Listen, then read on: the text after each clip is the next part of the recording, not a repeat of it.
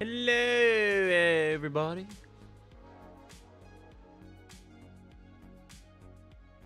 I swear I just did that.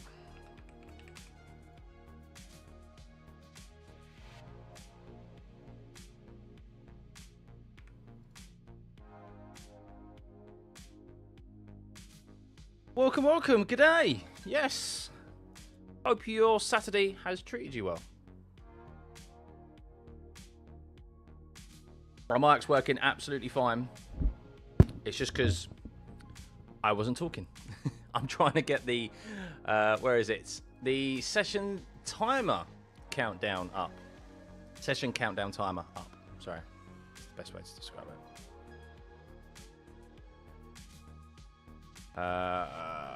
Because we all want to know how long we've got till the race gets underway. Or at least we start the formation laps. There we go. Just under an hour's time. Just under an hour's time. Welcome, everyone. Hope your day's treating you well. I hope your football team did well in the Premier League, because mine didn't. Well, actually, they did. But I wish I was coming on here saying West Ham. Yeah. We were in the Premier League next season, but alas, we are not. We are not. We got relegated today. So, it's a shame. It's a shame. But hey-ho, I have F1 to cheer me up. I have you guys to cheer me up with this watch-long. So, yeah. Let's hope we have a good race ahead of us, right? Let's hope we have a good one. It's going to be really hot. It is really hot here in the UK. Yes, it has been over 30 degrees today, even hotter than yesterday. I think tomorrow is going to be even hotter, 34 degrees here in the UK, which is, dare I say it, I'm going to sound like a typical Brit. It's too hot. It's too hot for us Brits. But yeah, what's the chosen beverage? What is it actually? It's I think it's supposed to be technically like a margarita. There's a bit of tequila in there, also I know, because I haven't had anything today, and I feel like I need. I've been doing a lot of driving today because I went and picked up little one from my mum's, and then we went over to her mum's. So yeah, and then I've driven back. So I've done a lot. I only got in 15 minutes ago. So yeah, I feel like I needed something, especially after watching, as I said, West Ham get relegated earlier. So there we go.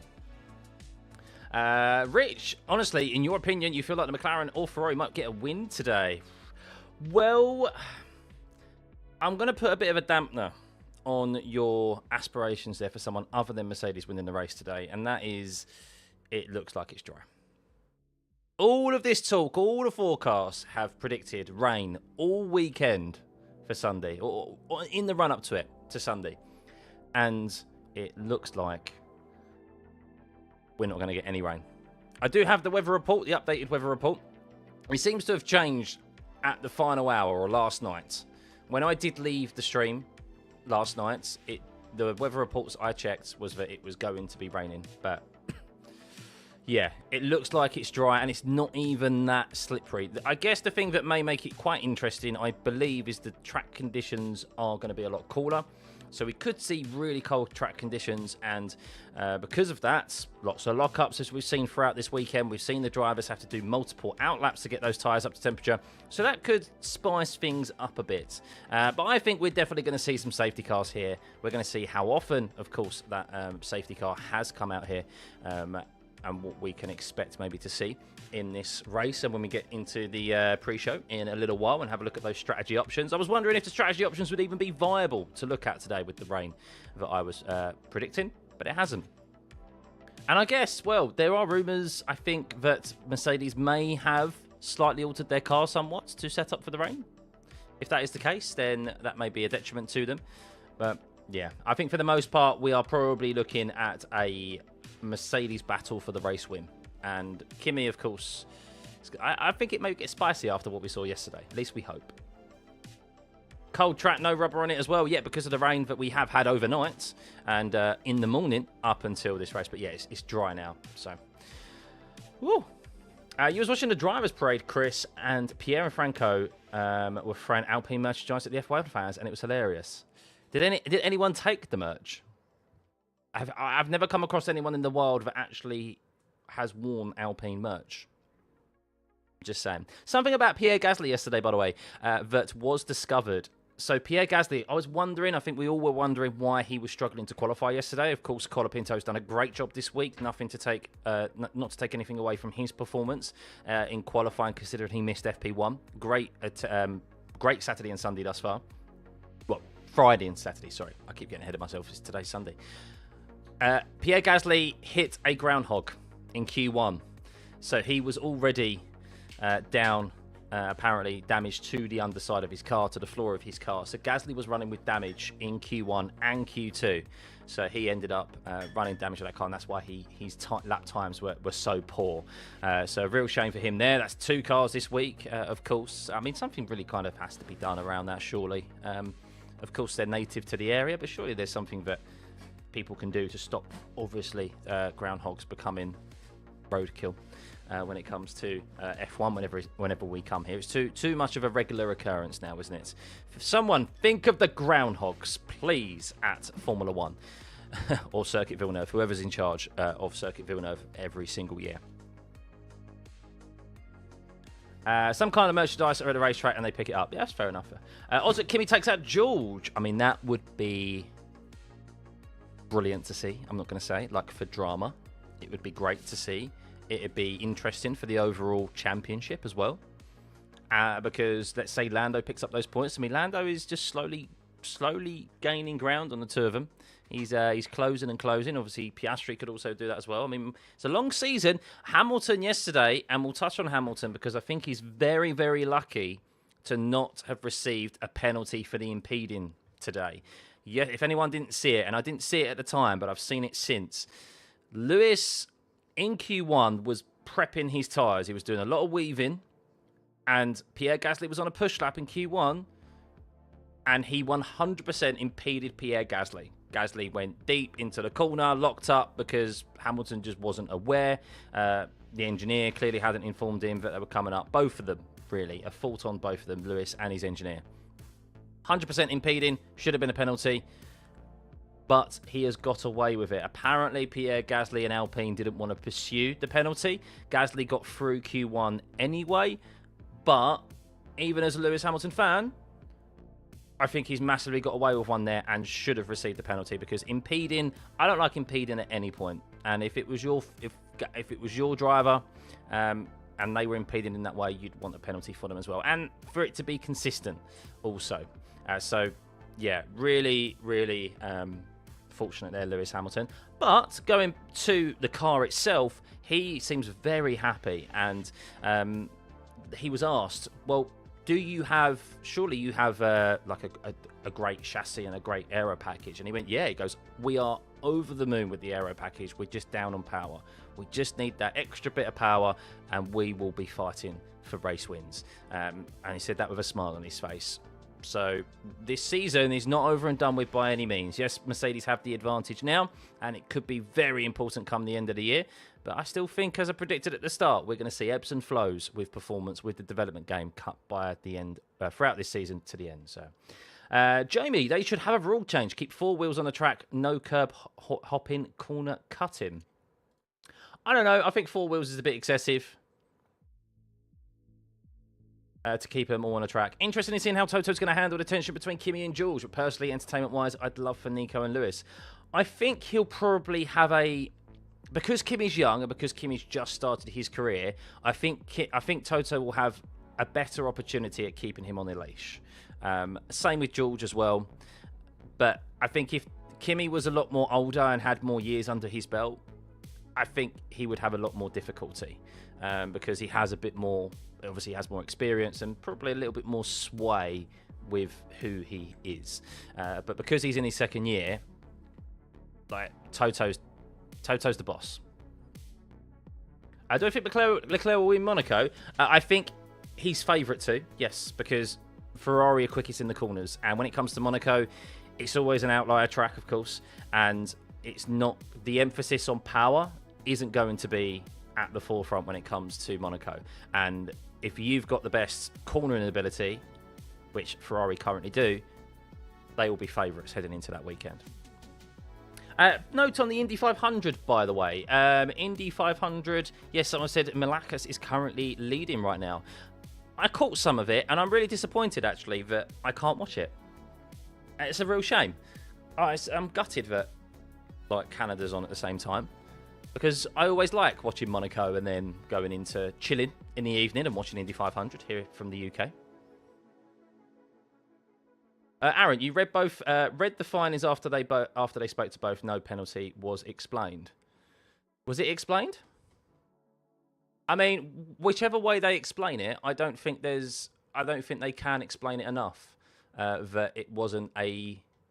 If he was on a push lap, Gasly, and Hamilton wasn't, then he deserves a penalty, in my opinion. I don't, regardless of who you are. Let me have a quick check of what that was for. So Lance Stroll also is obviously home hero. Lance Stroll, home hero. He is going to be starting from the pit lane after a new power unit element has been added to his car. So it's the fourth energy store. And, oh my God, it's the fourth energy store and electronics unit already for Lance Stroll. And that is only round 5. Let me see. I'm trying to find...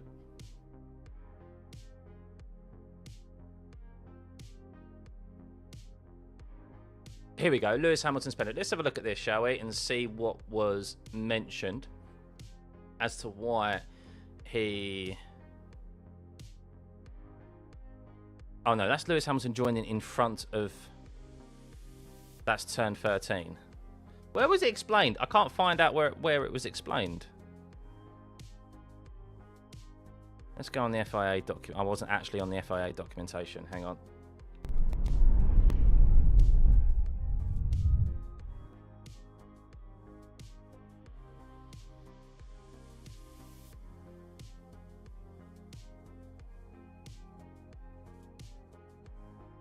I can't find it. Oh well.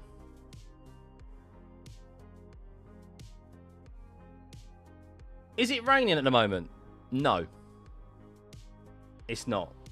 They've got their raincoats out, and it's overcast for sure, but it's not raining. And the paddock looks dry. We'll see what they start on. Track temperature is a lot cooler than it has been all week because it says 17.2 degrees Celsius there. So, yeah. Yes, it is raining. I mean, Jamie Chadwick currently has an umbrella up, but I can't see actually any rain. So unless it has just started to drizzle. Spitting is what we call it in the UK, of course. But it is a little drizzle. But they have got their coats on. But the key here is that even if it isn't raining, the track temperature is a lot cooler than it has been all week. 17.2 degrees. We saw it at 40 degrees track temperature on Friday. Yesterday it was 30 degrees. Now it's 17.2 degrees. Wow. Hamilton didn't get a penalty. No, he didn't for that. I hope we do get rain, though. I do hope we get rain because it'd be interesting to see. I think it will really shake up the order. Gasly has driven in the wet, so I thought it was only Red Bull and Ferrari, but Gasly has driven in the wet because he did a test day at Silverstone for their filming day, and he said, you're in for a surprise when we get to eventually drive these cars in the wet. And interestingly enough, it's been predicted that the wet tyres will be quicker than the intermediates, so that's going to be an interesting one. Cold weather will definitely hurt Mercedes. I think so, Han. So I think one of the main reasons why Mercedes took a lot of time to get up to speed yesterday in Q3 in particular was because the track conditions were a lot cooler. And it took them a good few laps to get those tyres up to temperature and get them firing. And then fortunately for them, there was enough time to get them up to temperature. But I think they were definitely struggling with those in the early stages of Q3, of getting those tyres up to the right temps, whereas others less so.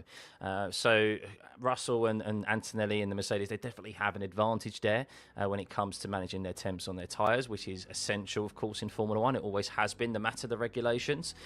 But this might not suit them so well. And if we've seen it previously, they have had a bit of they have struggled to get their tyres up to temperature. We've seen it when they've had safety car restarts. China, George struggled to get those temps up to temperature. We also saw, even Kimi Antonelli did at the start, even though he was leading that race. Suzuka as well. So they're not this all-supreme car. Of course, they do have a very, very good and quick car and a very well-balanced car. But there are weaknesses there to be exploited by the other teams.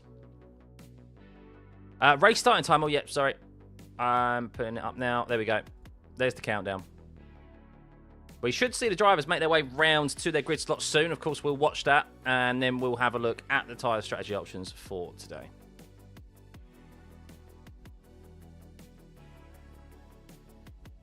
What do I think about Hamilton winning? I think the only way Hamilton would win today is if there is wet weather. Without wet weather, that Ferrari is just down on pace, down on power primarily, and that is essential here. I do think McLaren have an opportunity for double podium. Yeah. They never gave Norris a penalty for last year.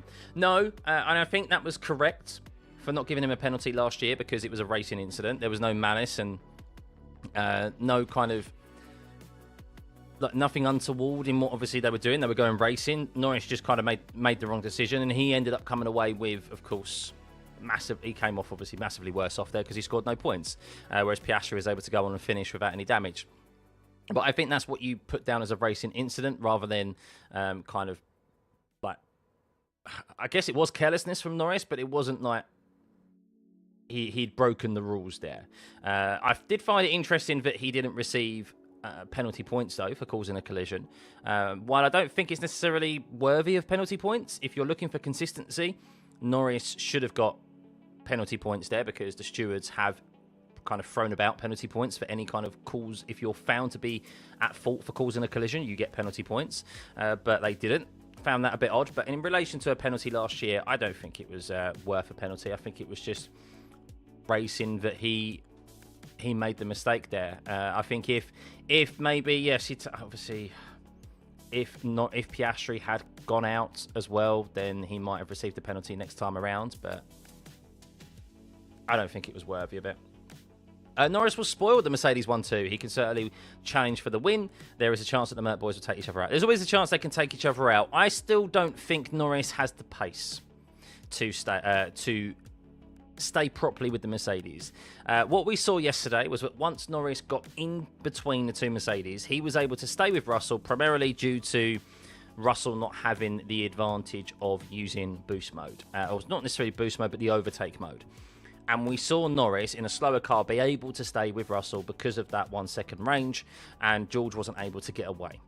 Antonelli, likewise, because Norris had that pace with, had that top speed advantage, or let's say the strength of the Mercedes right now is the fact that they've just got better power utilization, energy, battery utilization.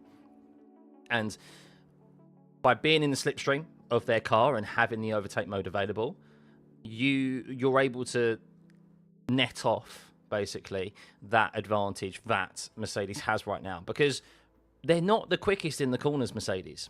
They're not the quickest, as drivers now start to make their way around the track for their sighting laps, the reconnaissance laps, and we will see if anyone has any particular issues. But that's what we saw yesterday. That's why we kind of saw those little trains, those boost trains, overtake mode trains. But the reason why I say he won't be able to stay with the Mercedes and beat them outright is because if Antonelli was patient yesterday, Russell and Antonelli would have created a sufficient lead over the rest of the field by lap 15, which would have been the smarter choice to then go on the attack. But alas, Antonelli didn't, and it allowed everyone to kind of close up. So it's going to be tricky still for McLaren to get ahead of the two Mercedes, but never say never, of course. Is it raining? There are little spots of rain in the air, but not enough to make the track wet. Everyone is going out on... I'm looking to see what everyone's going out on. So drivers are going out on a mixture of intermediates, it seems, and slick tyres. Soft tyres, medium tyres. I think I did see someone on the intermediates. Of course, we don't get told what tyres they're on here on the data when they're making their way around to their grid slots. So the two RBs are on softs. I saw Nico Hulkenberg on the hards. I don't know. I think I saw someone on the intermediates. Yes, Max Verstappen and Isaac Hadjar are on the intermediates. So they've gone out there on the intermediates round to their grid slots on their sighting laps. Others are on slicks. So a mixture here to see what the track state is like. Of course, very cool and getting cooler. 17 degrees now where it was 17.2. Air temperature of 12 degrees. So that's going to really play a factor here. And look, Mercedes did very well to get off the line yesterday. Credit to them. Seems maybe they have got on top of it. McLaren also going out on a set of softs. So Max and Hadjar making their way through the pit lane again. So the track is dry. The track is dry enough. As Verstappen is told, I think we should switch. So they're switching to slicks. Yeah, there's no wet patches out there at all right now. It's just a very cold circuit. But if you want to know when it is raining, at the top of your screen here, where I've got it highlighted, it says rain, no, currently. When it starts to come down sufficiently, it will switch to yes. So that's when you'll be able to know. No issues reported by drivers thus far. No, I need to put my headphone in. But welcome, everyone. Hope you are well. Thank you for joining us. We have just over half an hour until the formation lap begins here at Montreal. Hopefully, you have been here all weekend. If you were here for the first time this weekend, welcome. As I did just see Franco Colapinto have a lock-up on the medium compound tyre into turn 10. So that's something that we could see when these drivers are on the limits come the start of the race. But yes, will the Mercedes have warm enough tyres to get off the line quick enough? Of course, a very short run down into turn 1.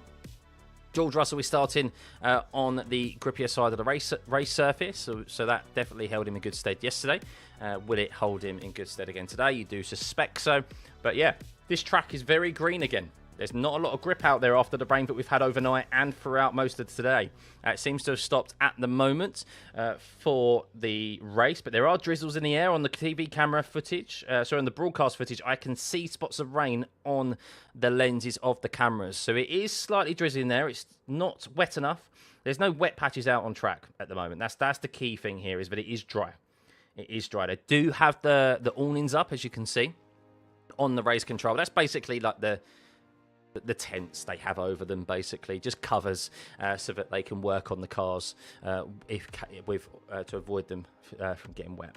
17 degrees, track is going to be like ice indeed. Colapinto did go off track. Yes, he went deep into turn 10 there with a lockup on his sighting lap. The track dampness or lack of thereof might change things up. I think so. I think there could be potentially rain in the air. There is rain definitely in the air at the moment. It is there are little spots of rain dropping down, but you're talking a couple of spots of rain. We'll wait for them to make their way around to their grid slots, and then of course we'll have a look at the all-important weather radar to see if anything is on the way, and we will see those tyre strategy options that, if it does stay dry, will be utilised, no doubt. Tyre temp, 100% going to be a problem. Can we see any inters or full wets today? I think we will. Well, of course, if it rains, we 100% will. And what's interesting is that it has been reported that coming from the paddock, they think the wet compound tyre is quicker than the intermediates. Whereas years gone by, it's always been the intermediates that is quicker than the wet. So that's going to be an intriguing one as well. Because the drier it gets, the quicker they wear off, of course, the wets. It is going to be a slick start to this race, I believe. There's still, of course, 35 minutes, just under 35 minutes until this formation lap gets underway. So, yeah, it could change. There's plenty of time for it to change between now and the start of the race. Do I think Hamilton will be quick off the line and quick in the race? I think he'll be okay. As we saw yesterday in the sprint race, I don't think that Ferrari in dry conditions can match the Mercedes, and I don't think McLaren can either. Norris was way behind the two Mercedes when they had their incidents, and Antonelli went across the track, and Norris was able to capitalise on it and then hold that position. But if the Mercedes get away cleanly, it will be them fighting for the race lead. And look, that's not a bad thing, because we know from what we saw yesterday, it could spice things up a bit. And they do have the pace on one another to have attempts at overtakes. In case of rain, Ferrari is favourite due to the chassis being the strongest on the grid. I wouldn't say they're favourite, but I would definitely say they leap a lot more to the top. I'd say they're probably equal with Mercedes. I think, yeah, with the chassis and cornering ability that they have right now, superior over to everyone else. I think they'll be praying for rain at the moment, Ferrari, because that's their only way of potentially winning this race. If it's wet, it's probably the McLarens for the win. Well, they haven't had any wet weather racing, so they don't know either. It's going to be a real struggle, even in dry conditions here with the track temperatures at 17 degrees. You thought the rain was the great equaliser. It is. It is.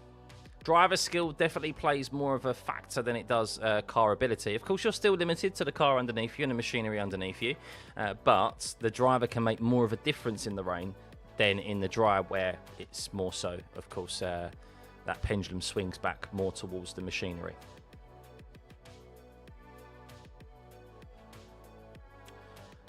But yes, not long to go, guys. Not long to go. So it seems everyone's making their way round to their grid slots without incident. The only thing that we have seen is, which is a little bit of a boo-boo moment, was Colapinto lock up into turn 10 on the mediums. But nothing really to report here. The rain is just a slight drizzle, if anything. A few spots of rain in the air that we can see on the lenses of the TV cameras. But it is going to be a dry start at the moment. But there's still 30 minutes until this formation lap gets underway. And then who knows? So, we will see. Hey, Scott, how the family and how am I and the family? Hey, James, good to see you, mate. Yeah, they're doing very well, thank you. Yeah, little one is around her grandma's nans this evening, which is nice. So me and the missus are very much looking forward to a nice lay-in tomorrow and not getting up at 7 a.m, 6 a.m. for little one. Because it is a bank holiday here in the UK. A very hot bank holiday. Where's that facing over there? That camp. Hang on 2 seconds, guys. My fan is facing the wrong direction again. I did think it was getting a bit hot. And then when I do that, we will head straight into the strategies and tyre allocations for today, as everyone seems to have made their way around to their grid slots pretty comfortably.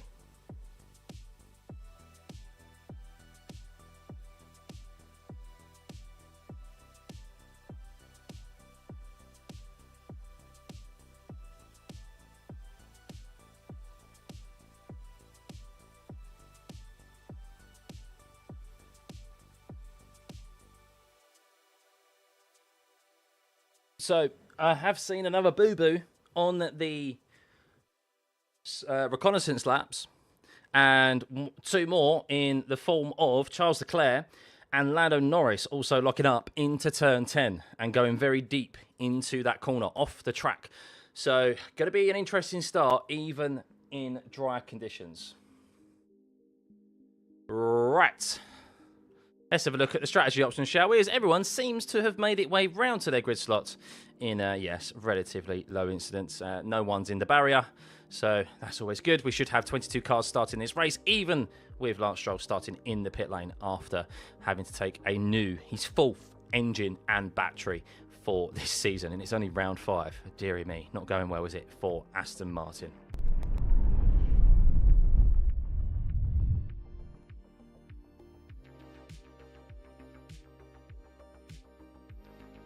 Right. Just grabbing them for you now.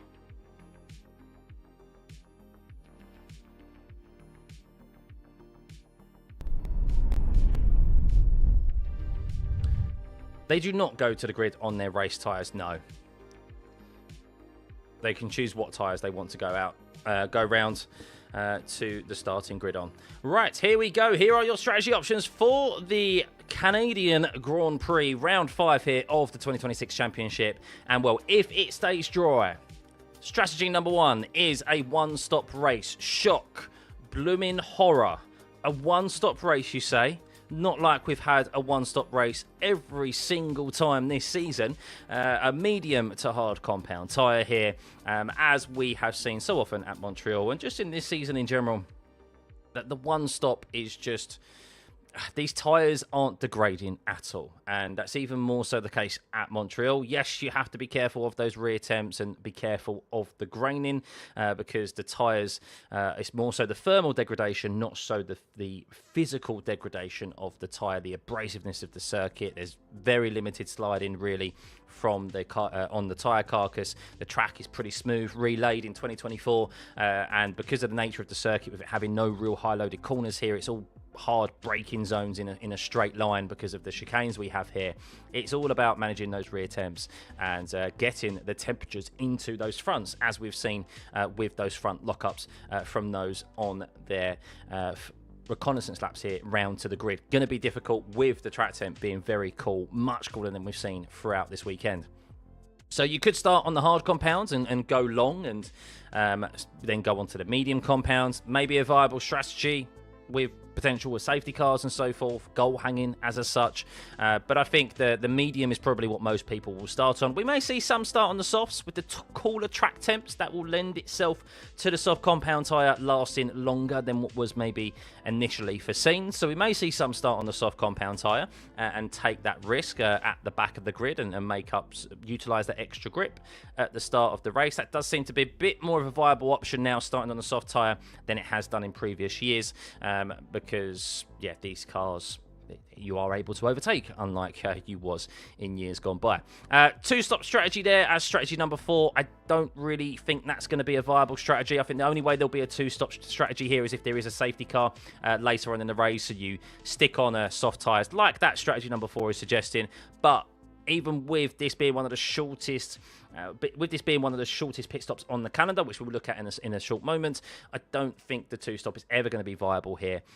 You're just going to be giving up 18 seconds worth of time, pretty much. And then strategy number 5 is the medium to soft. So if it's dry, without safety cars, it's going to be a one-stop strategy, as we have seen throughout this season. Pirelli really need to do something to combat this, because the one-stops, having every single race be a one-stop, even though we've gone to a multitude of different circuits now, is not acceptable. But hopefully the weather puts a spanner in the works to this, and maybe safety cars as well. What do I think of Leclerc's chances in today's race? Very, very low. He is not happy with that car at all. He is very uncomfortable at the moment, and I don't see him getting too much out of this race today. From me. How many laps of the medium tyres can take here? Well, you can see here it says 21 to 27 laps is the number 1, the pit stop strategy. But you look at strategy number 5, 40 to 46 laps. That's a long way on a set of mediums. Yeah, I mean, there'll be a stage throughout this race where teams will go through graining, where they get that band of rubber that forms on the tyre and you lose grip. But you can work your way through it. So maybe for about 10 or so laps that you're losing grip. But then once you get through it and basically the graining falls off of the tyre, as the tyre wears down, the grip then comes back to you. So that's something that we will probably see throughout this race today. In relation to tyre allocations for today, well, everyone pretty much has the same set of tyres available. Everyone has a brand new set of softs, unless your name is Liam Lawson. Liam Lawson has a brand new set of softs as well. Perez has 2 brand new sets of hards. Bottas has 2 brand new sets of hards. But yeah, I mean, pretty much everyone has at least 1 brand new set of mediums. Russell has 2 brand new sets of mediums, as does Kimi and Tonelli as well, still to use. So yeah, not really too much to make note of here in relation to tyre allocations. No one's going to be doing no one's got like, he's going to be forced into a different strategy. It's entirely up to them if they want to. And then here is the degradation difference of the tyres. You can see normally the medium is a lot lower and the soft is a lot lower, and there's a lot more of a wider gap between the softs and the mediums. So yeah, with this circuit and the nature of it, as we've already touched upon, the degradation here is going to be pretty low. It could be pretty interesting with Kimi and George fighting. It could leave an opportunity for McLaren, and then just a question of pace. I still think that, yeah, as I said, I still think if McLaren's out up front, the Mercedes will have the pace to overtake them. And then looking at the overall pace here, well, race simulation pace has been gathered from the data throughout this weekend. It's not always 100% accurate, but you can see here, Mercedes, it is forecasting that they are actually 2/10 a lap quicker than Ferrari and McLaren. I think that's a lap quicker. Gap to fastest lap there.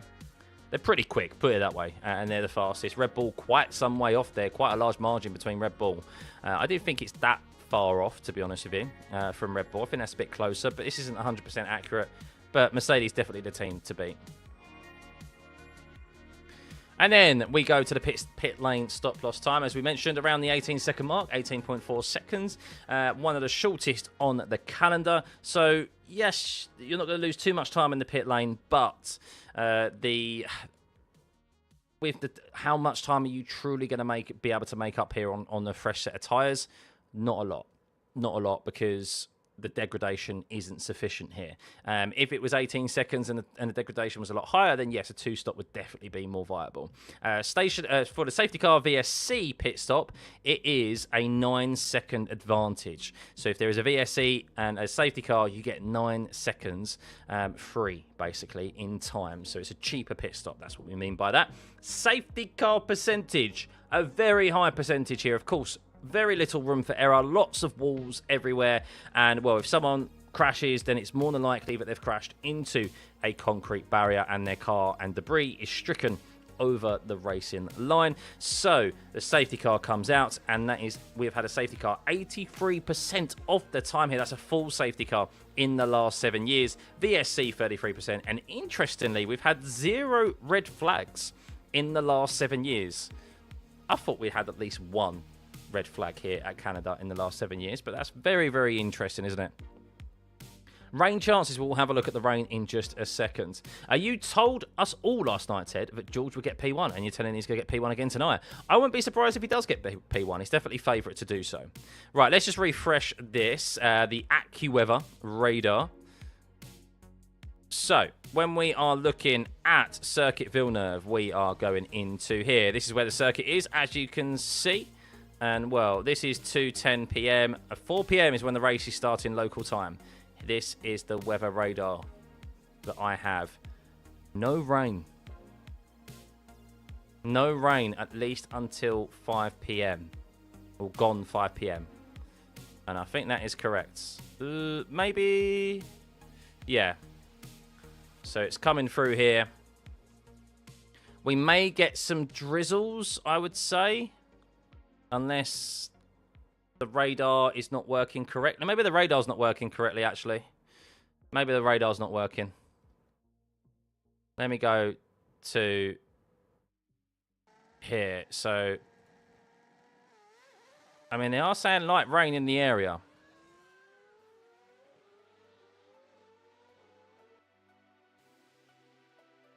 So, probability. I think there is going to be... I mean, there is rain on the... There is... I mean, everyone's got their jackets out. No one's got umbrellas up. But there are drizzles, or there are specks of rain on the TV camera. So it's definitely going to be a slicky... It's definitely going to be a slippery race. It's definitely going to be a slippery race.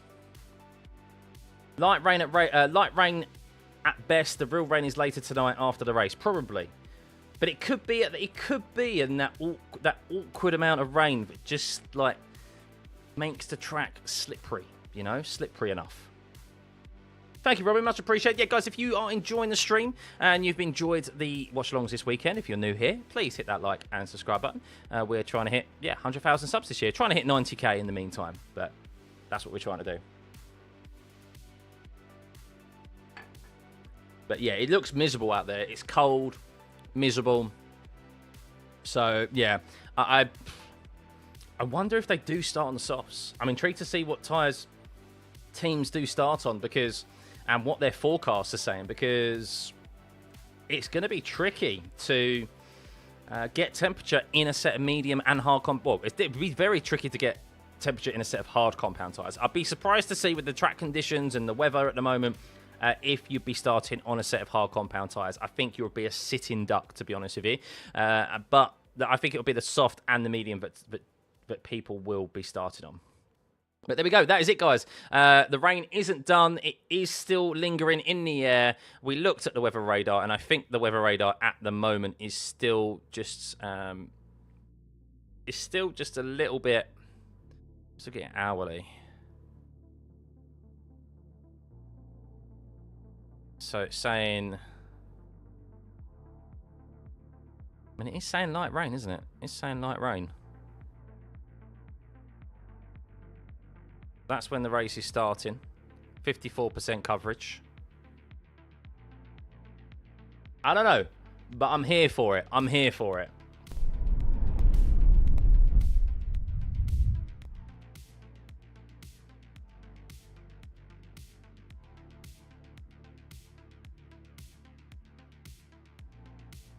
I am very much here for it.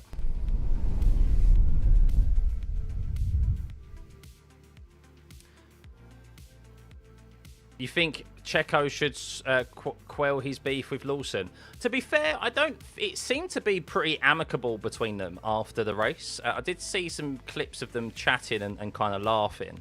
I think maybe Perez was more so just laughing at the penalty that he got given. Which, look, it was a viable penalty. And that's always been the case, that you can't move over, even if there was no intention from Checo and if he's misjudged it.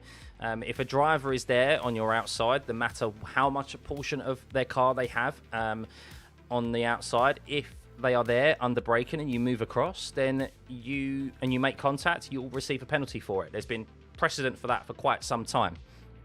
Yeah. So for Perez, it was a penalty, a bit of misjudgment from him, no malice in it, and I don't think Liam was massively thinking he was doing anything untoward. He was just trying to open up the corner as much as possible as he was defending the inside into turn 13. Liam also kind of proved he belongs in F1, so that beef is more.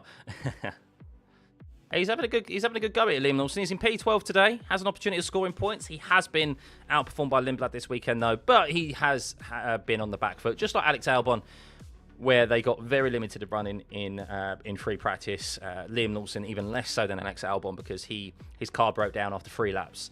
So he has been on the back foot, and Lindblad has been on it since the get-go. So Lindblad is on for a 10 out of 10 weekend if he can finish in the points here. Even if he loses a position to Colapinto, if he scores points today, I think that's a 10 out of 10 weekend, considering he's made it into Q3 in both qualifying sessions and has finished in the points yesterday. He finished in 8th place. Of course, that was attributed due to the engine issue that Isaac Hadjar had, but it was clearly a cut above the rest of the field. So yeah, he's got potential to do that again today. But with rain in the air, anything's possible.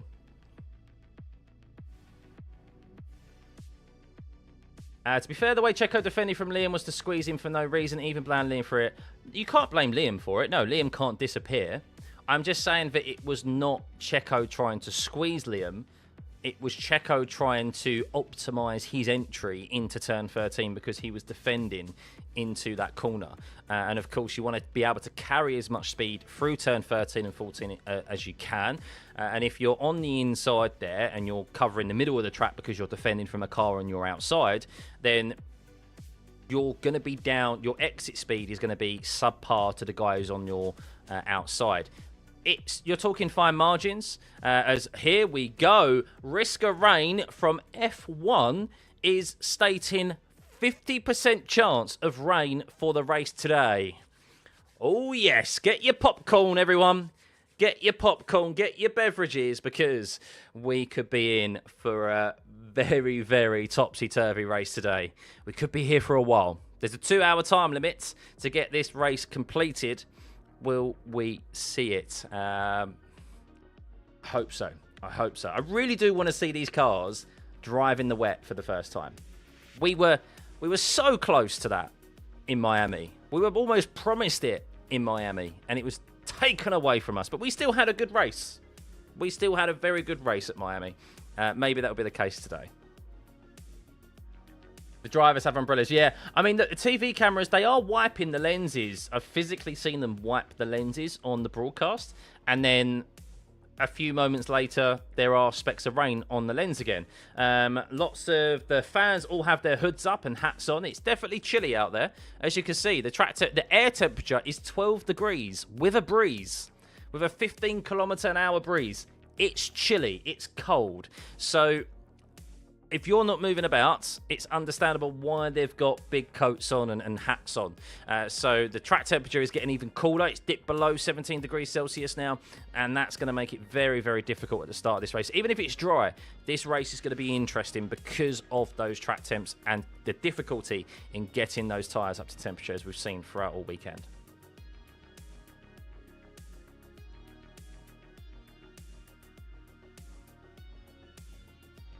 Popcorn, get your steaming hot popcorn. Exactly.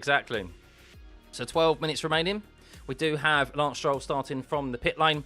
Will we see Russell and Antonelli still get another good start? Not still, get another good start off the line like they did yesterday.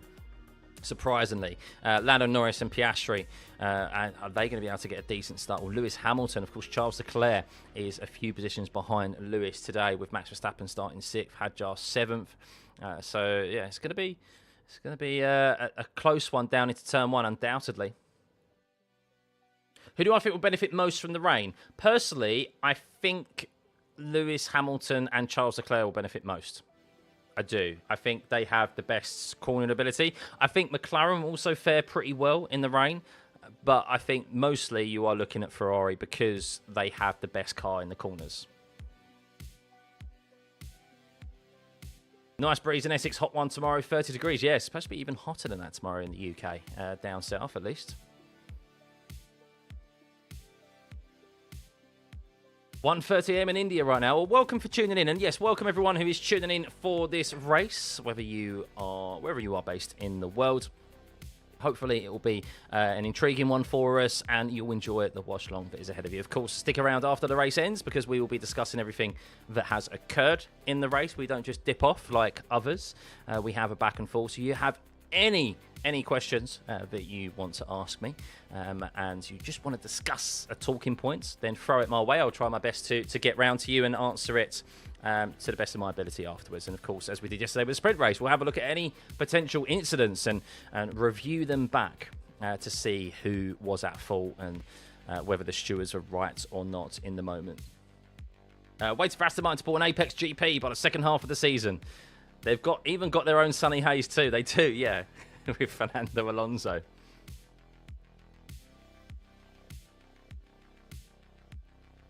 Right. Not long to go. Am I going on Missed Apex again soon? I was on Missed Apex yesterday. I did a sprint race review yesterday. A bit of an ad hoc review with them. I won't be on tonight because they're doing it at ridiculous hours in the morning. But yeah, I'll be on a race. I think I've been overdue a race review, actually. So I will be on a race review soon. Actually, was I on the Miami race review? I think I was on the Miami race review, wasn't I? I can't remember. As I'm getting older, my memory's starting to go. I know it's not that very good. Can I get some tips for good lap times at the Nordschleife? Oh, I'm not a Nordschleife specialist. Just keep lapping it. Hit your apexes. Slow in, fast out at the Nordschleife. I think the thing is about the Nordschleife is remembering, is learning the track first. You need to learn. It's a very, very long track, so learn the track first and become familiar with it. So don't try and go too fast, too quick, so that you are crashing too much, because obviously there's no room for error at the Nordschleife. And then learn the track first, know your way around it, and then you can start pushing. Don't miss the Apex every time I join the podcast. How dare you? How dare you? I was on Miami podcast. Okay, so then, yeah, I might not be on the podcast race review for a little while. But we'll see. I may be on Monaco because Spanners doesn't like doing Monaco.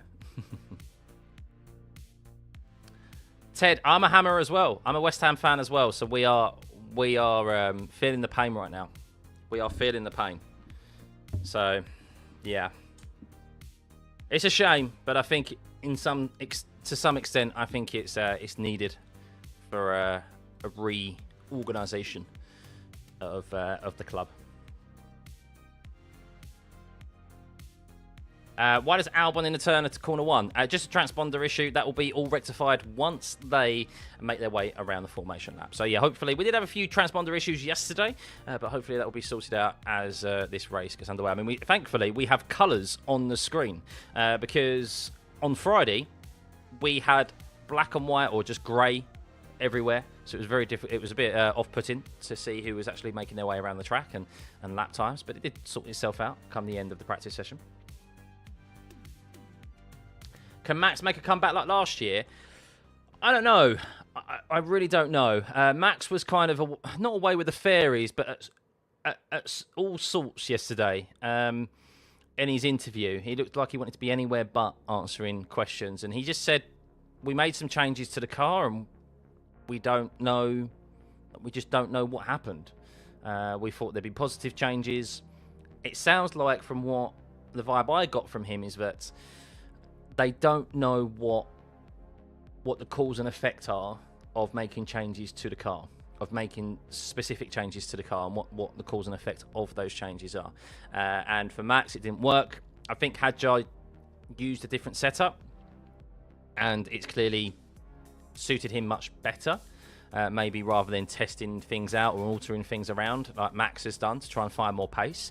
And for Hadjar, it's worked, and that's why he was a lot closer to Verstappen. Hadjar obviously was very upset with himself and very harsh on himself post-qualifying as well, and believes he should have been higher up. I think it was an error to himself when he just tried to push a bit too hard in Q3.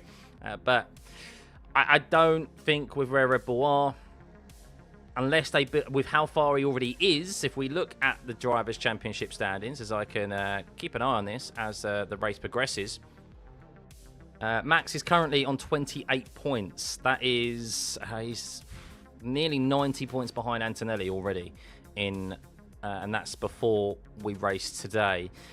It's a long way behind. It is, of course, it's not unfeasible, but what I would say is that Red Bull don't look like they're going to be the quickest team anytime soon, do they? So I would say Red Bull need to figure things out pretty quickly and give Max a dominant car. And I say a dominant car, like a very, very good car, to be able to, for him to be able to win races and already compete. Oh, that's the wrong one, isn't it? I was looking for, where is it? The track limits, because we will maybe have to keep an eye on that. Isn't everyone leaving from Red Bull? Not everyone. They have lost a lot of personnel over the past year or so. Max may be the next one to go. I think the V-Carb will end up in the points, yeah. And I think Colapinto has a chance. Nico Hülkenberg, by the way, he has qualified 11th, 6 out of the last 8 qualifying sessions. Wowee. Nico Hülkenberg just cannot get into Q3, can he? Hopefully, he has a decent start. Audi, unfortunately, I do expect to see them drop through the field at the start of the race, as we so often do see them, because they have poor race starts. It is rumoured that they have the largest turbo on the grid, which is obviously with the whole issue with turbo spooling and that they just aren't able to launch off the line. So we'll see if they've been able to sort that out today and have a better start. But yeah. And reliability issues as well for Audi has hampered Hülkenberg's chances of scoring any points this season. Hülkenberg is still yet to score.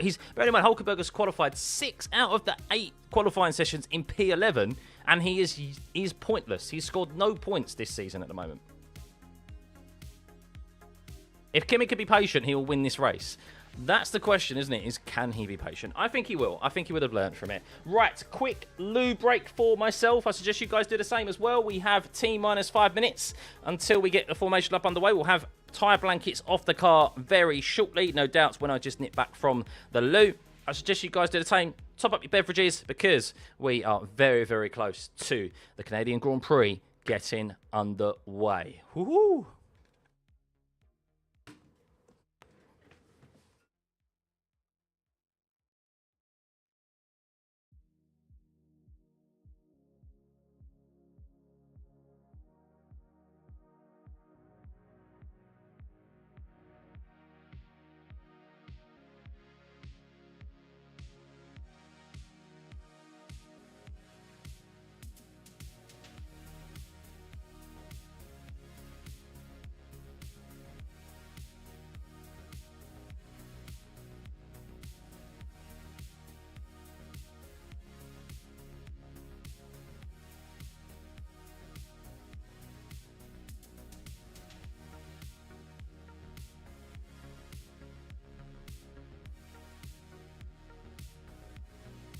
What?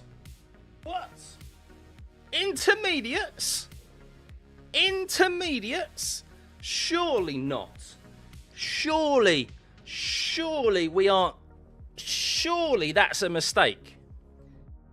Intermediates? For the McLarens? For the Audis? For Sainz? For the Cadillacs? Oh my. What do I come back to?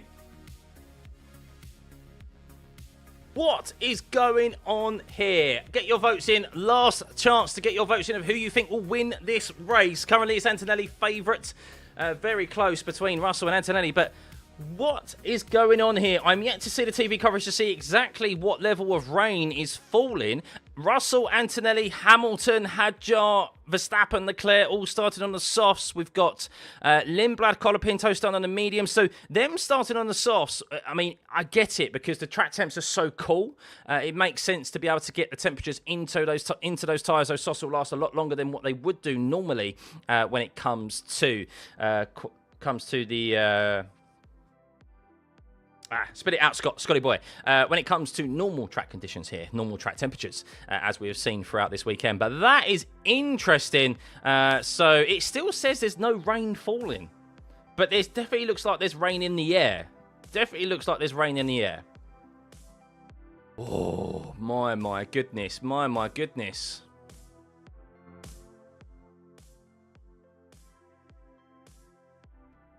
What is happening here? Is that correct? They're starting on the... Is it really true that they're starting on inters? I don't know. I don't think it's raining yet. I don't think it is. We will see.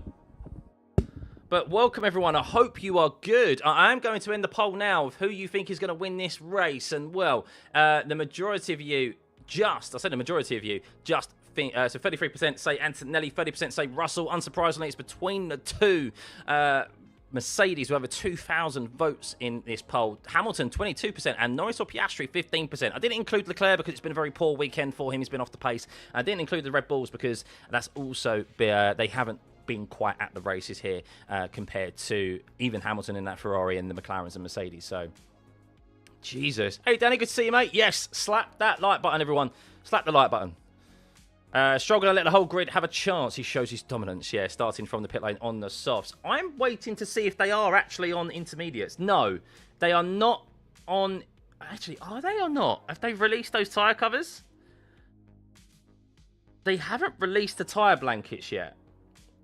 I'm watching them. I'm waiting for them to release the tyre blankets.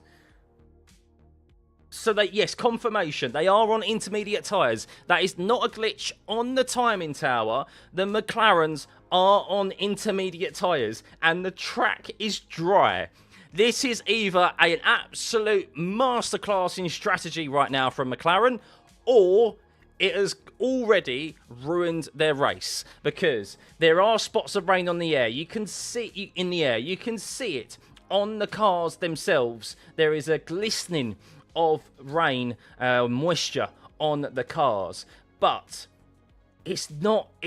They must have a forecast. It's pretty windy out there, of course. It's 8 kilometers an hour, and we have the formation lap here underway at Canada in Montreal.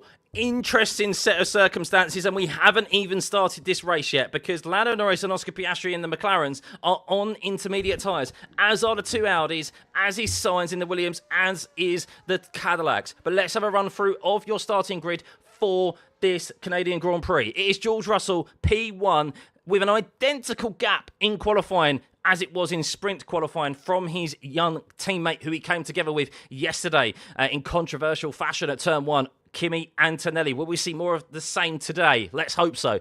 Lando Norris and Piastri on the second row, as they were in sprint quali, and well, they are starting on the intermediates. Lewis Hamilton is in 5th. He starts on the softs. Verstappen 6th on the softs, as is Isaac Hadjar, and Charles Leclerc in 7th and 8th.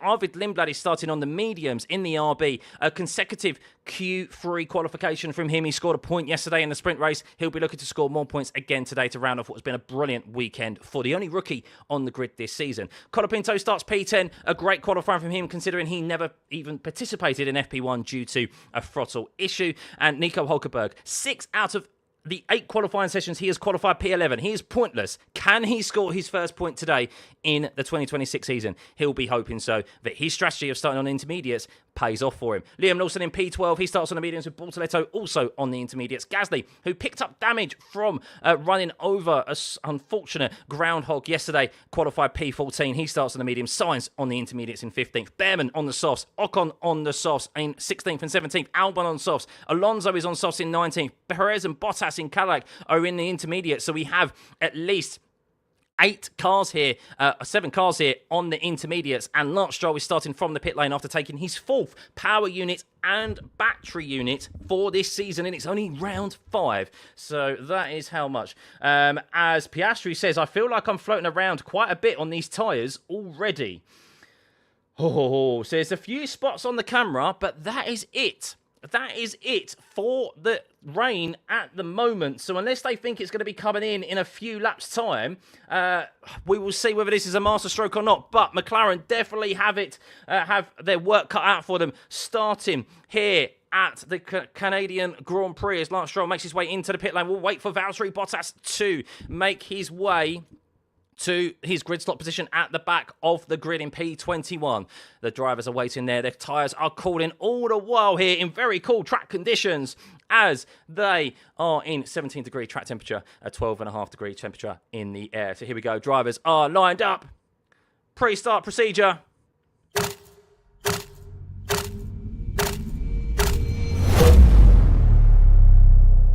I think I've mistimed that again.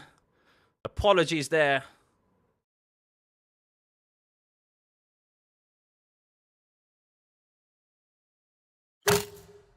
Oh, we have an extra formation lap. Oh, dearie me. Dearie me, we have an extra formation lap. Why? Why have we got an extra formation lap? Maybe I didn't mistime it. Maybe I didn't mistime the lights. We do have an extra formation lap here. Why? I'm waiting to find out why we have an extra formation lap. Why is there an extra formation lap? This is very bizarre. I'm waiting to find out exactly why. Is it because of conditions? It's not common to do an extra formation lap, no.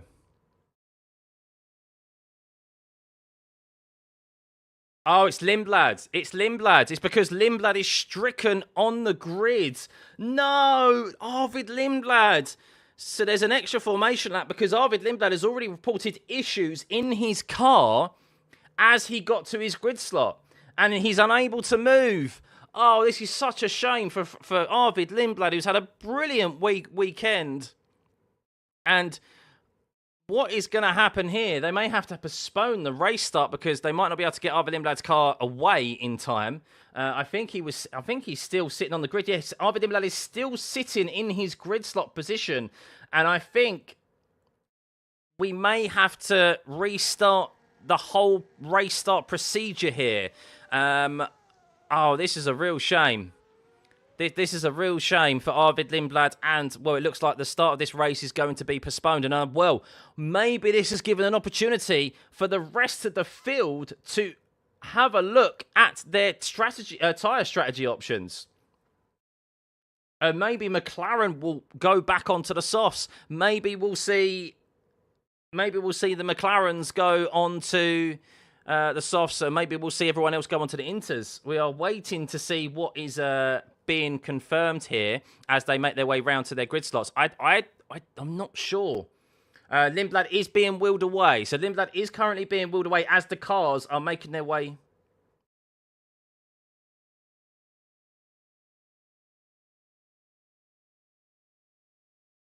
Apparently, Oscar is told the rain shall ease from here. as Piastri is talking about. I think it is now for slicks. So I think anyone who started on intermediates has made the wrong decision. I have absolutely no idea if the race is actually going to be started because there is still a double yellow in sector 15, which is technically the start-finish line. So no idea. There's no idea. I have no idea at the moment, guys. Sorry, if there's no sound, it's because I wasn't speaking. I was watching the TV coverage. So Arvid Iblas's car has been moved away. There's still a yellow flag. I have no idea if this race is getting underway, but we'll prep to see if it is going to be getting underway. Drivers are waiting. Surely the race isn't getting underway now with a double yellow. Kimi is told the last car is approaching the grid. They're still trying to recover the car as there is an extra formation lap noted. It's clear. Do we have the race underway here? Let's see. I have absolutely no idea. We are, of course, trying to manage this on the fly. And there is indeed an extra formation lap. There's another formation lap. Okay. There is another formation lap. All because Arvid Lindblad's car, unfortunately, has had to retire from this race. That is a real... I think he's retired from this race. I think the rules state, even though the race hasn't got underway yet, can he maybe start from the pit lane? Maybe if they can get that car working, but they have literally a minute or so to figure that out, and I don't think they'll be able to. So Arvid Lindblad is out of this race, which is a real shame for him with another mechanical issue for that RB car. We had exactly this, something similar with Liam Lawson's car when it came to FP1, and he's been the man on form this weekend, so it's been a shame to see him not even start this race for Arvid. So... seems like we are going to have a 68-lap race by the time this race gets underway. Yes. It seems like McLaren... What are McLaren going to do? Because there is no rain. There is no rain. If I'm on the... Do you think I'm on the wrong tyre? There's discussions between Lando, Piastri, and their engineers. What is going to be happening for them? I think it's going to last a lot. Is it just drifting is what Lando is asked with his engineer. It doesn't look like slicks... Sorry, it doesn't look like intermediates are... It doesn't look like intermediates are the tyre of choice. It really doesn't look like they're the tyre of choice. It's very cold out there, but it's dry. And that's the main issue. That's the main key here. That is the main key. Well, should they just pit? We're about to find out. There's more Piastri radio, which I'm about to hear. That will be coming in a second as drivers are now making their way to their grid slots for the third time here in this Canadian Grand Prix. Piastri and Norris are starting from their grid slot, so they haven't pitted. They haven't pitted. Piastri and Norris have not pitted, so they are starting on the grid. Hulkenberg also starting on the grid.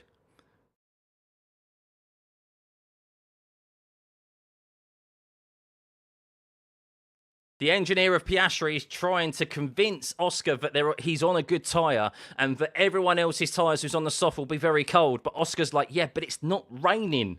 And I totally agree with the Australian. What a maybe bad decision and gamble this has been for McLaren, but this gives an opportunity to Lewis Hamilton and Max Verstappen, who are behind. But here we go.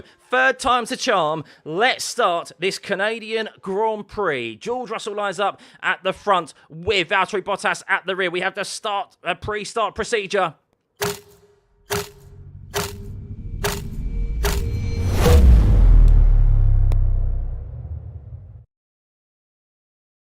A delay once again to the start, but not any longer as we are go here at the Canadian Grand Prix. How good of a start has George Russell and Kimi Antonelli got down into turn one? We're about to find out, as it does look like that maybe one of the McLarens has mixed it up in there. As Lando Norris, he started on the intermediates and he is leading the Canadian Grand Prix as Antonelli has got ahead of George Russell with Lewis Hamilton up a position into fourth as Oscar Piastri, who was talking to his engineer about the mistake of starting on the intermediates. Well, that's no issue for Lando Norris as he is P1 at the start of this race. As I'm watching the race start replay, and Lando swept round past both Mercedes. George bogged down.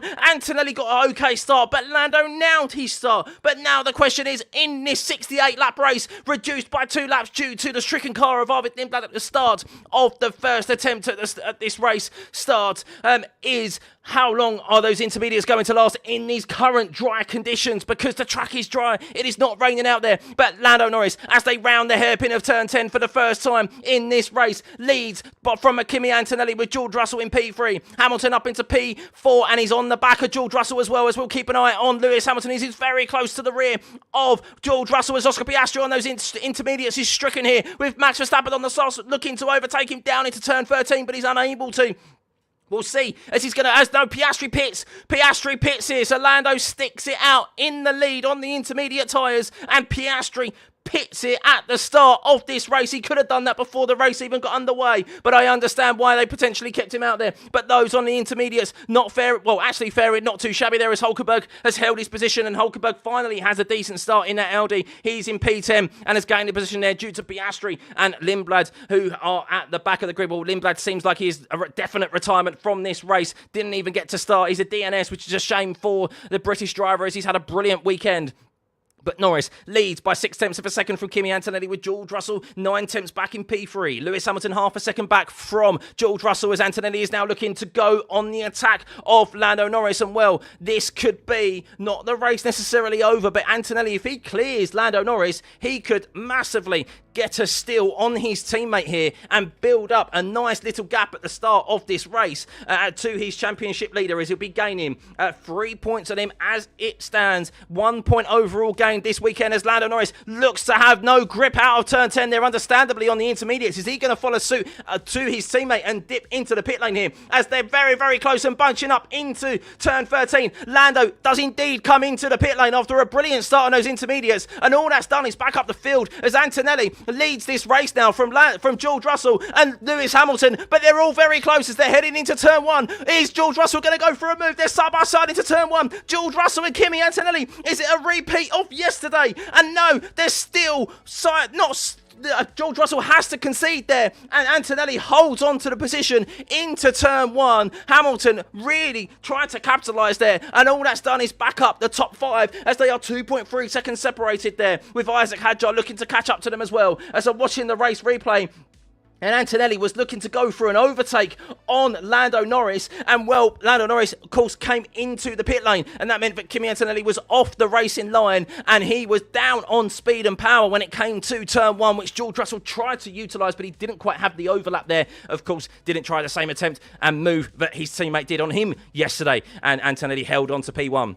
So, Antonelli P1, George Russell P2, Lewis Hamilton P3, Max Verstappen P4, and Charles Leclerc P5. The top 5 separated by 2.8 seconds there. Isaac Hadjar is further 1.1 seconds back. So the top 6 are separated by 4 seconds alone, as Charles Leclerc is looking very close to close up the gap and overtake Max Verstappen, as Oscar Piastri is now making ground, as Lando Norris, who did get the lead of this race at the start on the intermediate tyres. Both of those McLarens have had to pit. Everyone who started on the intermediate tyre, they took a gamble, but it wasn't the right gamble, as Liam Lawson, Nico Hulkenberg have been noted for starting out of position at the safety car line, which I'm not entirely sure what that equates to. But Alex Albon there is looking to be overtaken by Lando Norris. So yes, the 2 McLarens and everyone else who started on the intermediates. That is, well, apart from Valtteri, Bottas is now in the pit, sorry. So yes, everyone, including the McLarens, Nico Hulkenberg, Sainz, Bortoleto and Perez, who started on the intermediates, have now already pitted onto a set of slicks. Hulkenberg's on softs, Sainz is on mediums, Bortoleto is on the softs, as is Perez with Hulkenberg as well.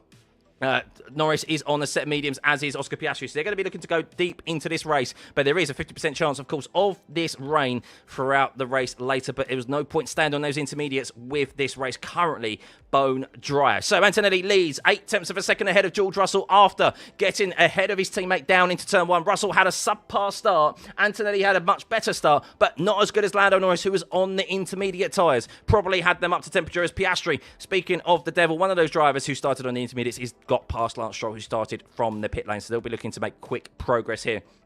But Antonelli, yes, then took that P1 from George Russell, who had the subpar start to his teammate Lewis Hamilton, staying on the back of George Russell at the moment, as is Max Verstappen on Lewis Hamilton as well, as Max Verstappen is being potentially not overtaken here by Charles Leclerc. Charles Leclerc is actually 1.4 seconds behind, a bit of a transponder delay there.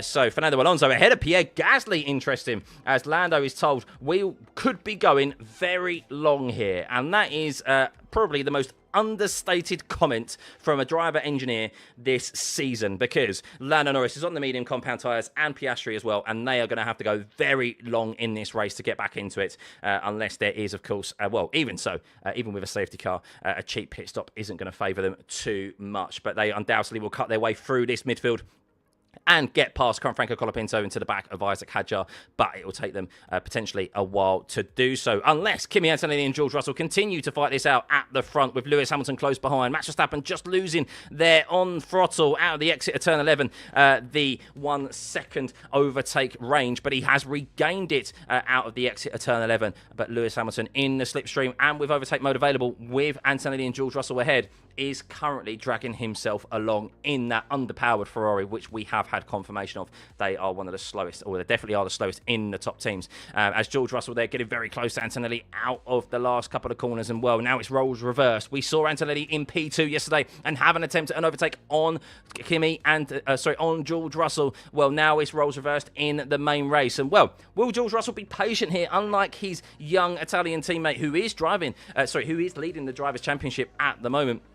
Will he be more patient and try and build up a gap to those behind, as they have just done by that last couple of corners, as Lewis Hamilton is now 1.2 seconds behind George Russell, as George Russell set the fastest lap of the race. Well, both of the Mercedes set 17 flats, whereas Hamilton did a 17.4, Verstappen a 17.2, so maybe a little bit of a wobble there in the last sector for Lewis Hamilton compared to the two Mercedes, as you can see them very, very close, nose to tail, as they make their way into turn 10. Moving back down a little bit, it seems that Bortoleto dispatched Sergio Perez at the bottom of the field there. Fernando Alonso is under attack from Pierre Gasly for the last point scoring position. A great position for Fernando Alonso right now. He's up 9 positions. He's up 9 places. Yes, 3 of those are due to Lindblad and the 2 McLarens, but even so, that's 6 places on merit alone, Fernando Alonso. Another brilliant race start from the Aston Martin, as Antonelli is in the pits, is he? As Antonelli is in the pits, as Antonelli is locked up and gone through the chicane, I think. Antonelli has definitely lost a position there. I don't know what's occurred. I think maybe he's had to go through the chicane, and George Russell is now leading the race again here. What has happened to Kimi Antonelli and George Russell? As I'm watching the replay here, as George Russell went for an attempt around the outside. No, he just went, oh my goodness! Contact, near contact between Kimi Antonelli and George Russell. George Russell got past Kimi Antonelli on the straight into the braking zone, and Kimi Antonelli just, of course, lost that downforce in the braking zone as George Russell, as he slotted back in behind George, and he locked up all 4 wheels. It nearly went into the back of his teammate. My goodness, and he went through the chicane. No doubt he's probably got flat spots. He's probably got flat spots on his wheels there. I don't know how he won't there, the 19-year-old. But George Russell comfortably got past. I'm watching the replay again here to see exactly what occurred with Kimi. And well, Kimi slotted in. It was the front left, actually. It was just the front left, but it was a big lock-up as he slotted in behind Russell a bit too late. And well, he's now going to be under attack from Lewis Hamilton. And this is now George's attempt to run away, as both McLarens have dispatched Esteban Ocon. They're down in 15th, so they're 13th and 14th now, and have their sights set on Alex Albon. And again, they're continuing to make their way through this midfield on the medium compound tyres. But Antonelli there, my goodness, it was so close. It wouldn't surprise me if there was even actually a slight bit of contact there. I wonder if George felt anything. But wow, once a bit of avoidance, but also maybe a bit of naivety from Kimi Antonelli trying to slot in when he did, and just losing that front end downforce there, which caused his front left tyre to lock up. But they're still ongoing as George Russell leads by 1 second from Kimi Antonelli. Lewis Hamilton is 1.5 seconds behind, with Max Verstappen staying with the Ferrari of Lewis Hamilton, as Lando Norris now does get past Alex Albon and makes quick work of him. He'll have his sights set on Fernando Alonso, who did get dispatched by Pierre Gasly, who is on the medium compound tyres. Moving further up the field, we have Franco Colapinto in P7, who is 2 seconds ahead of Liam Lawson, who is under investigation with Nico Hülkenberg for starting out of their grid slot positions, which it will be a shame for them if they receive penalties, but it is pretty much a slam dunk if that is the case. As Kimi Antonelli, well, now is on the attack. Look at this. Is he maybe using a bit too much battery here to try and get back up to George? A 21.7 is purple in the first sector, purple in the second.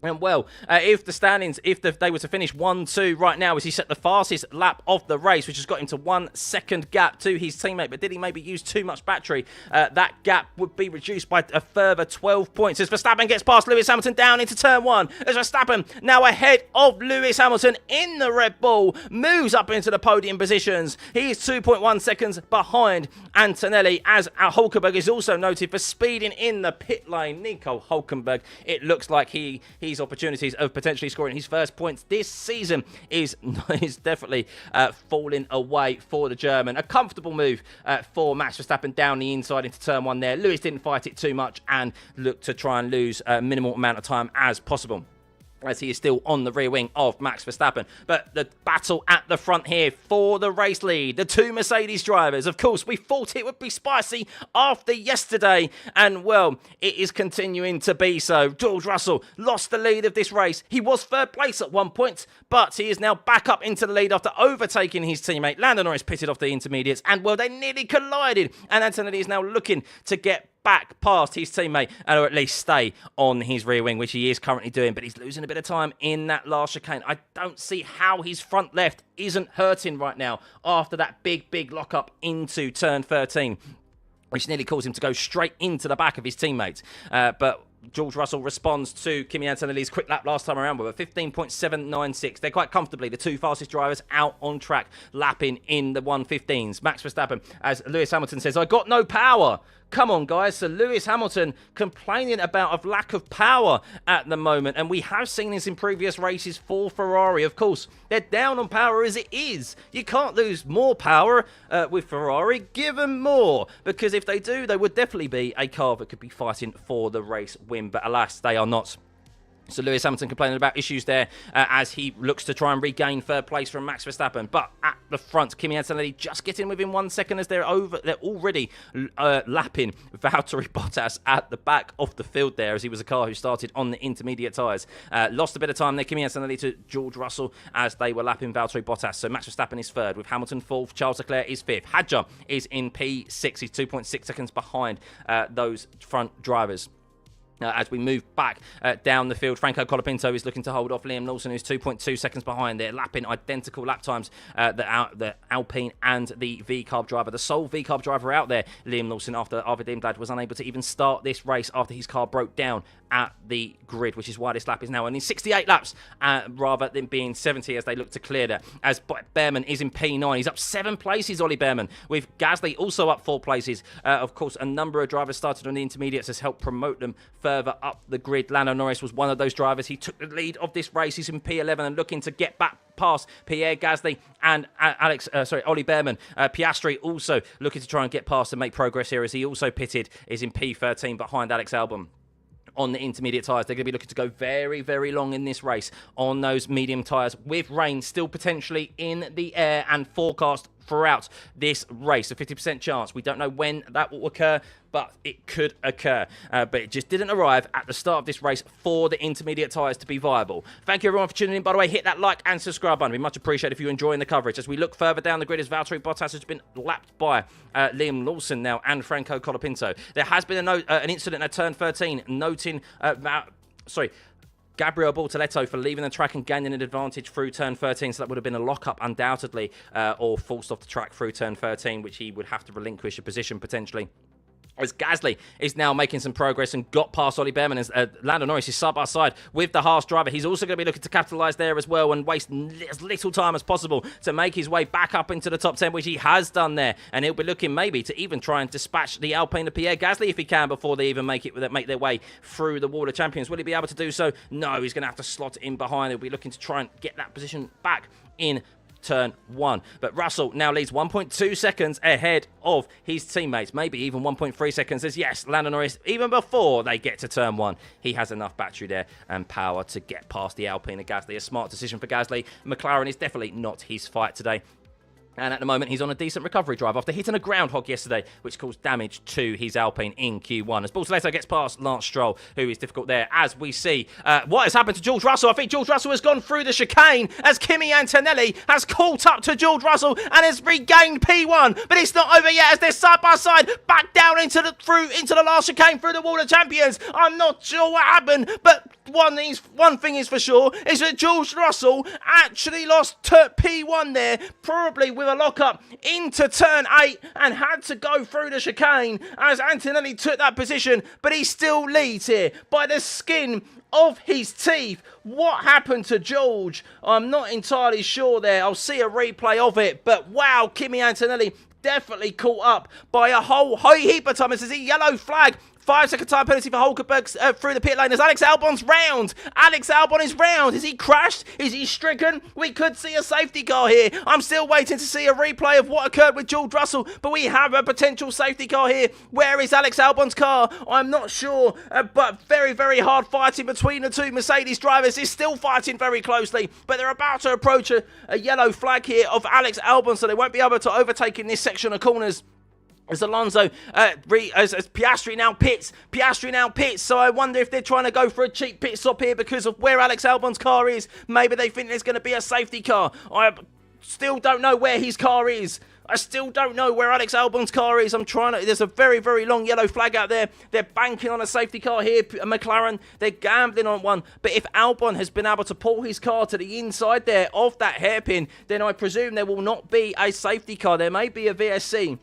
As I'm watching the Mercedes drivers go round the last hairpin now, and where is Alex Albon's car? I can't see it. There's debris. There is a lot of debris on the track through turn 10, and I wonder if there'll be a VSC or a safety car to remove that debris, because there is quite a lot of it. So there's been contact there. I don't know if that's because of Alex Albon or from someone else, but there is definitely parts of carbon fibre that I can visibly see through the hairpin of turn 10.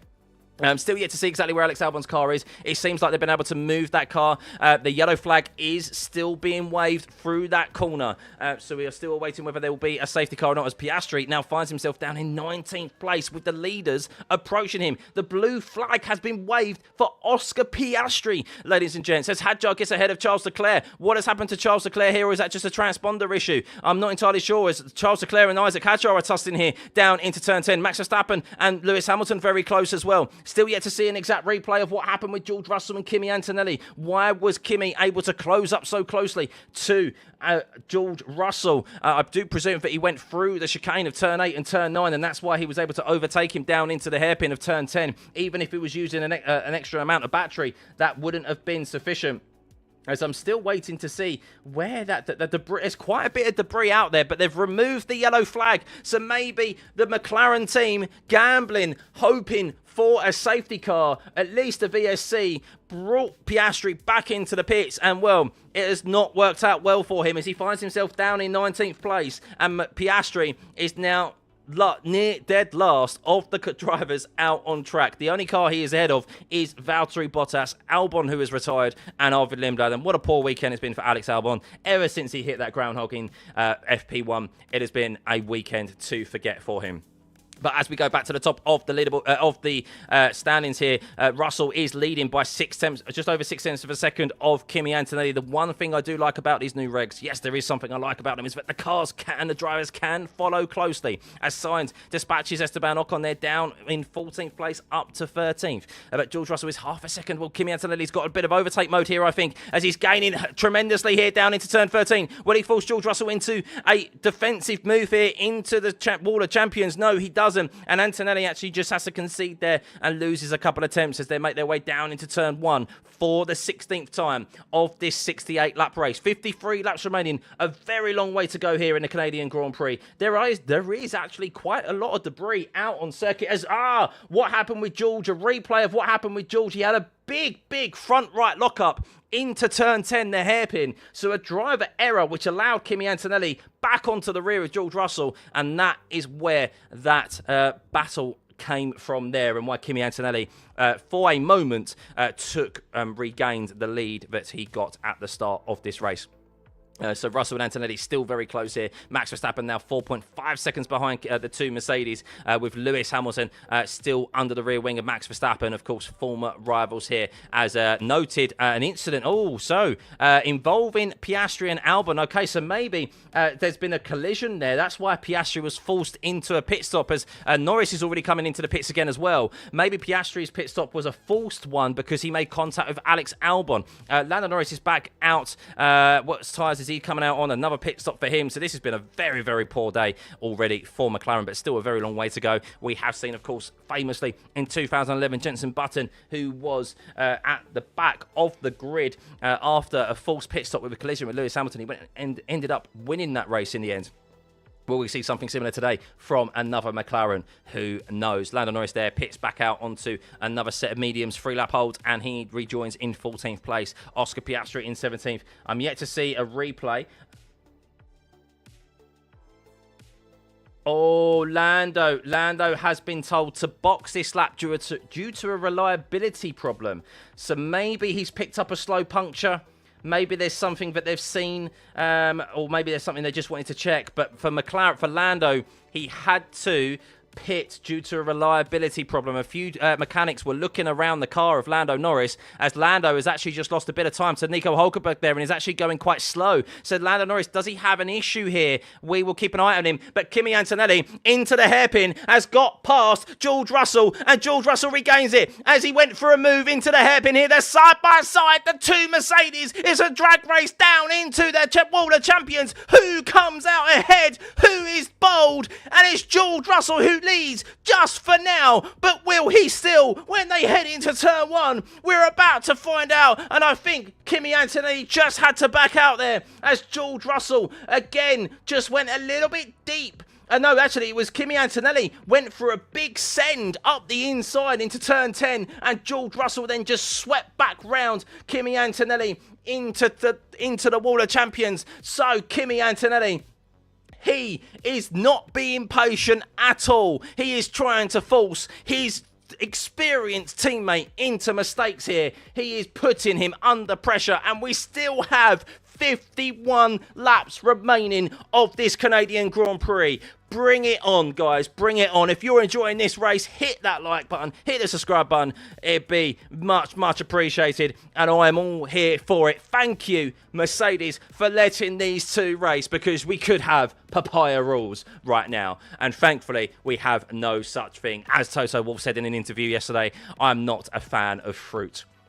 So, yes, Kimi Antonelli looking to come back at George Russell again here. Look, you can see it here. Currently 3 tenths behind George Russell. Not enough here into turn 13. Will he be able to stay close enough here and get the exit to have a bit of boost down into turn 1? Maybe not. Maybe he used it last time around and he has to just savour the opportunity here and wait for the next time they make their way down that back straight, as Anthony did the fastest last sector of the race. They are the fastest straight here. Even while they're fighting, they're still the fastest cars out on track. 1:15.7 last time around for George Russell and Kimi Antonelli. Max Verstappen at 16.0. He is 4.8 seconds behind, with Hamilton still under his rear wing. They're pulling a gap to Charles Leclerc, as Charles Leclerc is 7 seconds. Where has that occurred, by the way? Charles Leclerc is 7.5 seconds behind Lewis Hamilton. So Charles has massively dropped back and he's fallen into the clutches of Isaac Hadjar, who is less than a second behind the Ferrari driver. Of course, it's been a poor weekend for Charles Leclerc. Not a big fan of this track.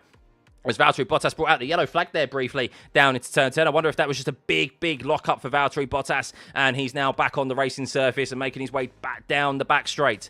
He has been lapped by everyone, nearly everyone, on this track. He's currently about to be lapped by Carlos Sainz, who is in P11. But an update on the two McLarens. Lando Norris, who was forced to make a pit stop due to a reliability issue. Not sure what that reliability issue was for, but the McLaren engineers were definitely looking keenly at that car.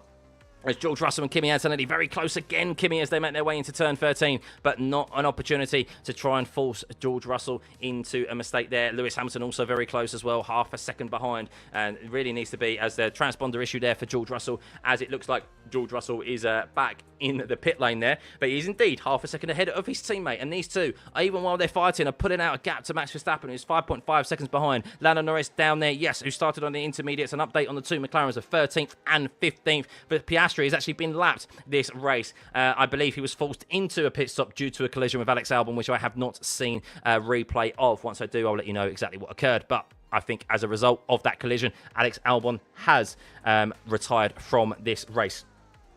So not been a good day for McLaren. They took a gamble on the intermediate tyre on rain being here at the start of this race, and well, it hasn't actually arrived yet. It hasn't arrived yet. There is still a potential of rain hitting this Canadian Grand Prix race, so stay tuned. So going down the field here, you can see that Ollie Behrman has it noted for a yellow flag infringement. Not entirely sure what that's for. Maybe he overtook when he shouldn't have done in the yellow flag. As we look at George Russell and Kimi Antonelli is very close again into the braking zone of turn 13. Around 3 attempts there. He just settles for that position, and all the while they are building a gap here ahead of the Verstappen and Hamilton behind, who are still very, very close together. Noted Alonso also for a yellow flag infringement, so a real shame for Fernando Alonso if he receives that, as he's currently in P14. As we will have a run through the grid here, as George Russell is with 21 laps on the board. It is George Russell leading by half a second from Kimi Antonelli in P2. Verstappen is P3, 6.3 seconds behind Kimi, and he has Lewis Hamilton half a second behind. Hamilton complaining about a lack of power, which is when Verstappen went past him. So yes, Ferrari, who have experienced power issues, not just naturally because they are down on power with their power unit compared to the Mercedes engine, but sometimes they receive not enough power when they are supposed to anyway from that Ferrari power unit. Charles Leclerc is P5, 7.5 seconds behind, as George Russell and Kimi Antonelli looking very close again there. Kimi likes to make a little send up to George Russell into that hairpin, but no such thing this time around. As Hadjar is in P6, he's 1.1 seconds behind Charles Leclerc. Colapinto is in P7 with Liam Lawson in P8, and Gasly is P9 with Behrman in P10. But as we rejoin the battle at the front, Kimi Antonelli getting very close to George Russell there, just under 3/10 of a second as they went into the hairpin, into the chicane. And I think Kimi's going to make a move here, maybe try and send it on George Russell into turn 1. He's a 10th behind, and he has to cede the position there. He can't force George into a mistake, as they're still very close on the exit of turn 2. And these two, Kimi Antonelli and George Russell, nose to tail for 22 laps, basically, in both different orders of Antonelli ahead and Russell behind, and Russell ahead and Antonelli behind. They are still going at it and providing us a race here at Circuit Jules Villeneuve. Bring it on, guys. Continue that on as we make our way through the rest of the field.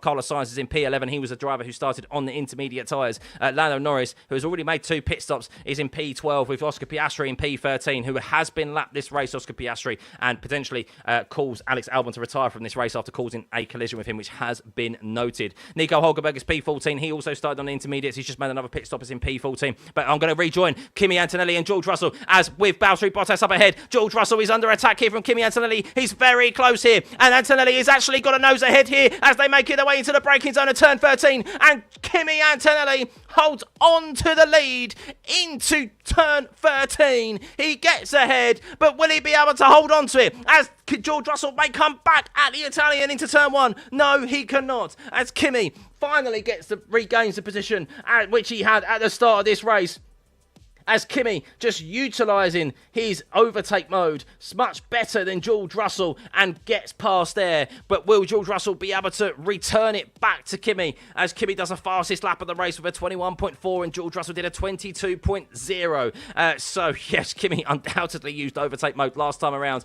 They will have, as there's a 10-second time penalty for Oscar Piastri for causing a collision. My, what a poor race it is for McLaren. They made the wrong strategy decision.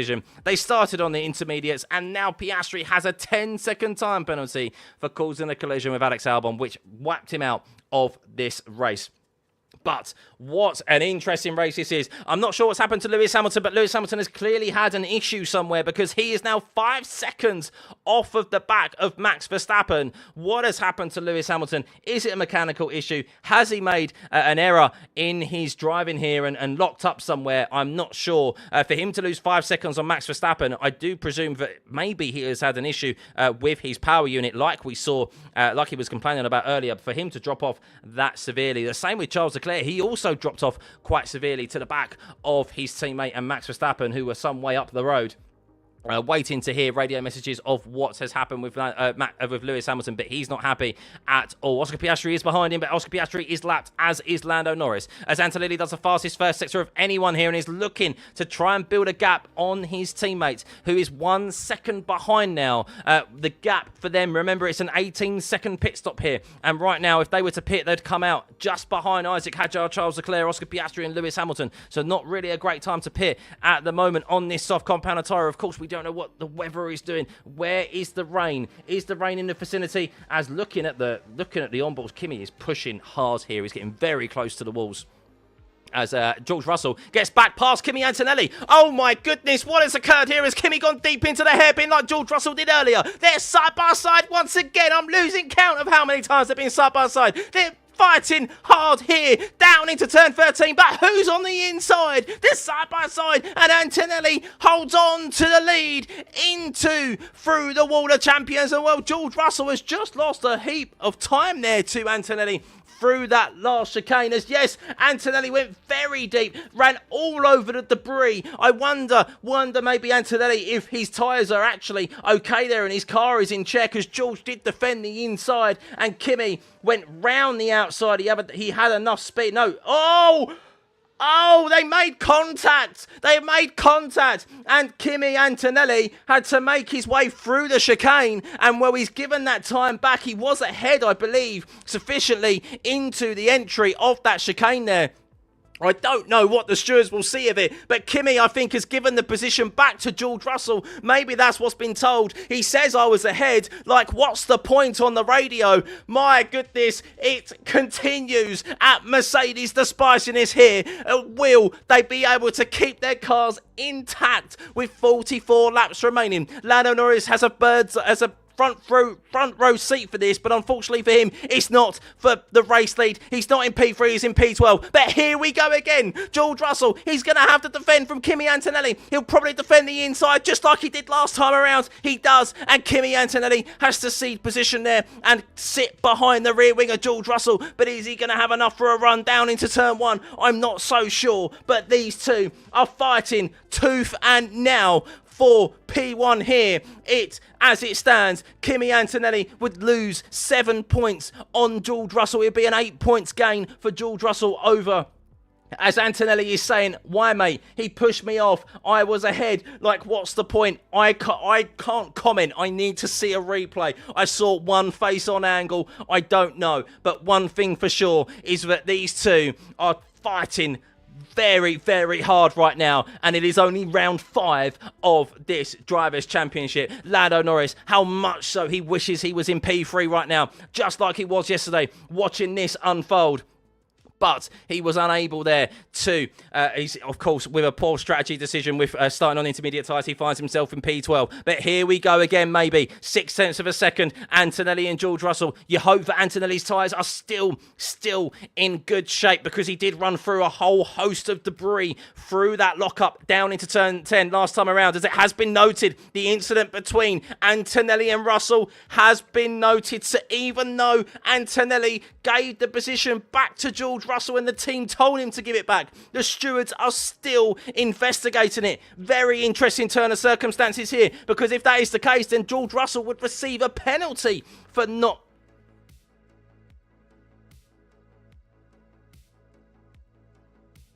As George Russell was told, he's been told to give him the position back. Hang on. So interesting. So both of them not happy, of course. George Russell questioning where he gave the position back to him. I don't think he realised that he was given the position back. But it has been noted by the stewards and is being investigated. So we will see what comes of that. As I said, I haven't seen a replay and I can't comment on who was ahead at what. Of course, with this whole ahead at the Apex Roast situation, which was in play yesterday, it maybe comes into play again today. Undoubtedly it will. But one thing is for sure is that they are still fighting hard. George Russell, half a second ahead of Kimi Antonelli. One thing that is for sure, and what I've noticed, is that neither driver is comfortably taking turn 10. They're both struggling through the entry of turn 10. Sometimes they're going deep, sometimes they're going wide, as Kimi is closing ever so closely to George Russell again into the braking zone of turn 13. But he's not maybe going to have an opportunity down into turn 1, or maybe I'm wrong and he is going to make a move here. But would he have learned from yesterday? He's 2 tenths behind. behind. He's nearly side by side with George Russell into the braking zone of turn 1, and George still holds on to the position there. A slight delay of the transponder on the track map, but he is still ahead, and I love it that these guys are 28 laps into this race on a set of soft compound tyres, and they are still able to continue here within the, and still battle as they are. Toto Wolff is on the radio quite regularly at the moment, as George Russell has to go defensive to the inside, and this is brilliant. While, of course, they are 5.8 seconds ahead of Max Verstappen, this is brilliant for us as race fans. Max Verstappen is 5.8 seconds ahead, 5.8 seconds ahead of, behind the two Mercedes right now, and he is 4.8 seconds ahead of Lewis Hamilton, who I think maybe had an issue or an error at some point. Not entirely sure what occurred, as Charles Leclerc is 1.9 seconds behind his teammate as well. Isaac Hadjar is P6, 2.4 seconds behind. But he's always at the front here at this battle for the race leaders. Kimi Antonelli continues to close in on George Russell there every single time they make their way down into turn 13. I shift in my seat every single time I'm watching them go down there, and I see that interval time close. But that incident is being investigated. We don't know who was at fault. George, the only way I see it is that George could potentially receive a penalty for not giving the position back, because maybe Kimi was sufficiently alongside and it was his corner and George forced him off the racing track. It won't be going Kimi's way, because if Kimi is at fault, then he has already given the position back. We will see. If it was George's corner, then there will be no further investigation. Undoubtedly is what the result will come through. If it was Kimi's corner, then George will receive a 10-second time penalty for forcing a car off of the racing surface. At the moment, that would put him behind Max Verstappen, who is 6.6 seconds behind, and he would finish in P3. Not to say he'd finish there, because we still have 40 laps remaining here of the Canadian Grand Prix. We're not even halfway through this race yet, guys. Not even halfway through this race, and my goodness, what drama and what racing we have had thus far. George Russell, 7 tenths ahead of Kimi Antonelli. Max Verstappen now 6 seconds behind Kimi Antonelli. Lewis Hamilton is 4.87 seconds behind. Still yet to find out exactly what happened with the Ferrari. Antonelli is very close this time around, but loses a bit of traction out at the exit of turn 14. So he will not have an opportunity down into turn 1, even though he set the fastest last sector out of anyone today with a purple there of a 29.7.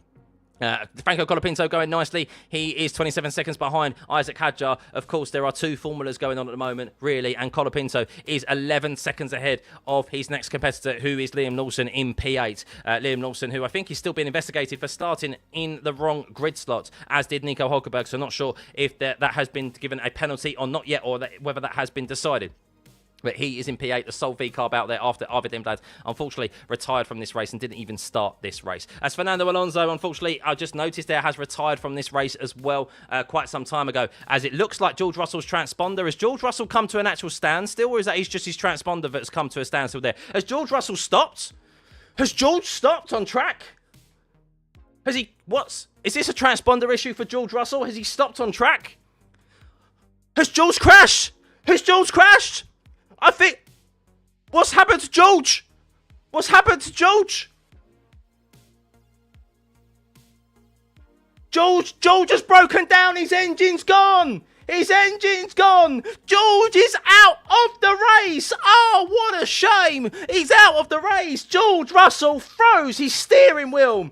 Oh, what a shame. His engine's gone. His engine's gone. George Russell, a VSC has been deployed. And George Russell, who has had some mechanical issues at the start of this season, has the biggest one of all. He's about to lose 25 points here to his championship rival. He slams the car. I totally feel for him, as George Russell is out of the Canadian Grand Prix.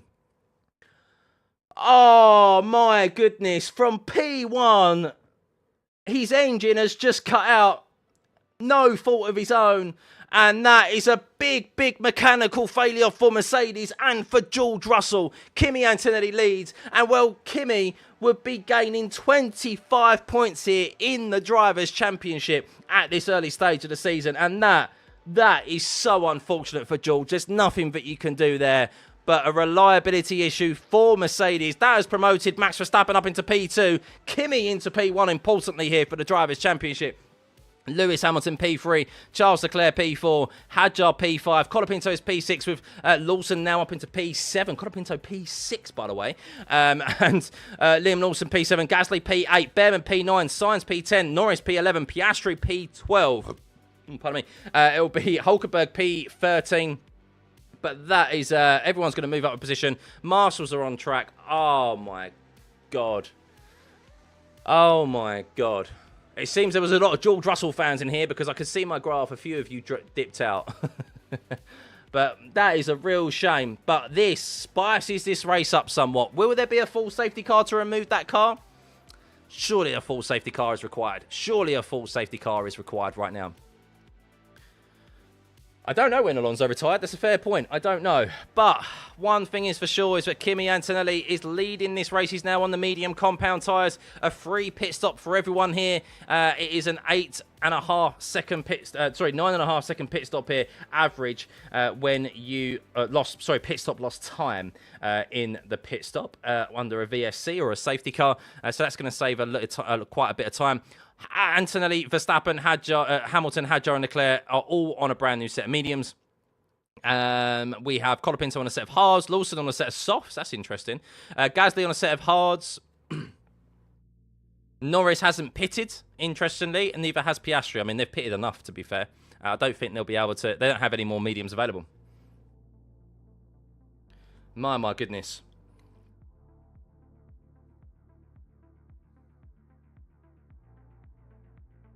Oh, what a race, though. That's a real... I'm gutted. Obviously, if you're a Kimi fan, yeah, you'll be cheering right now. But as a race fan, as a fan of Formula 1, that is gutting. Because that race between the two of them was going to go on to the end. That's, yeah, that's gutting, man.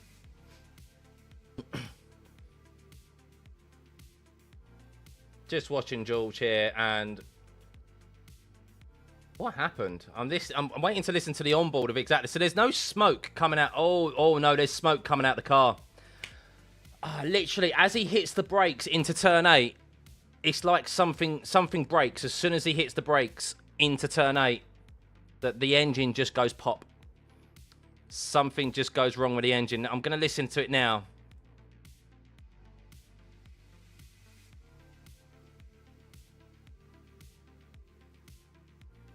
Yeah, it's literally as a sudden loss of power. As soon as he hits the brakes, it just goes. But we are green again here at Canada. They've been able to remove that car safely. I thought that may require a safety car, but we are green again here at Canada. Antonelli, after the VSC, after his teammate is out of this race due to an engine failure, is in P1 and looking to gain 25 points over his championship rival. He'd be on 131 points. That would be a 43-point lead for Kimi Antonelli over George Russell after 5 rounds of the 2026 championship. That is a massive lead, more than any lead that points advantage that either McLaren driver had last year over the other. But still, a very long way to go in this season. But George Russell has undoubtedly had the worst of it when it comes to reliability at the start with some gremlins. But that is the biggest of all. Incident involving George Russell noted.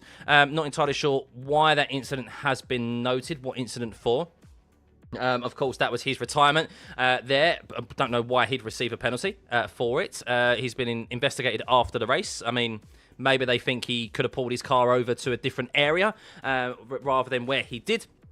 But I can't imagine he is going to be penalised too much for that. Thank you for the 10 months, by the way, for the 10-month membership. Thank you very much, guys. And hit that subscribe button if you haven't already. Let's get this stream. Let's get to 81,000 subscribers. We can do that. Go on, guys. You can do it with 10,000 of you in the stream right now. But if you are just joining us, well, we've had a mega fight here at the front between Kimi Antonelli and George Russell. It was brilliant viewing, but it has, unfortunately, been interrupted by a mechanical issue to the power unit of George Russell. No fault of his own while he's leading this race.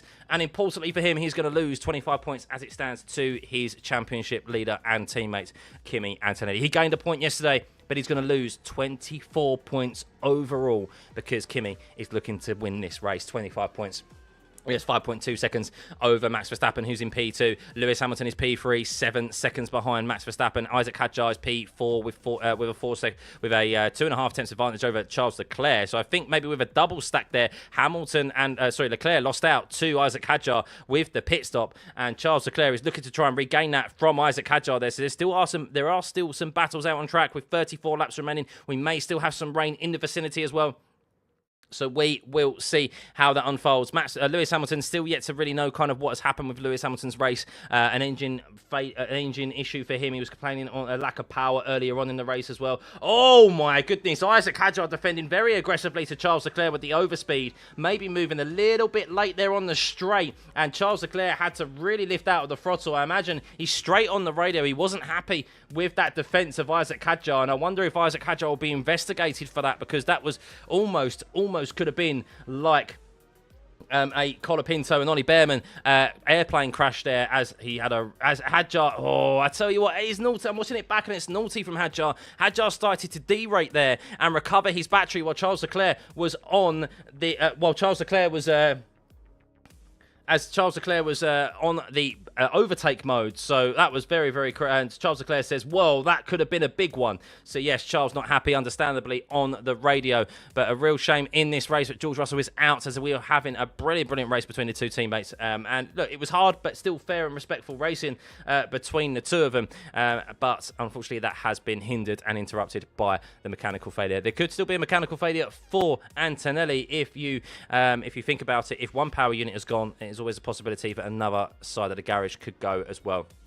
But Kimi Antonelli definitely has the rub of the green when it comes to reliability at the moment, as Hadjar has been noted for a yellow flag infringement. So not noted for for the defence just a moment ago with Charles Leclerc. It's for something entirely different. As we look at the gaps up and down the field right now, Kimi Antonelli is 6.1 seconds ahead of Max Verstappen, with Hamilton 5.7 seconds behind in P3. Isaac Hadjar is P4, 5.6 seconds behind Hamilton. Charles Leclerc is P5. He is looking to try and get past Isaac Hadjar without there being a crash, of course. We then have Franco Colapinto is 32 seconds behind Charles Leclerc.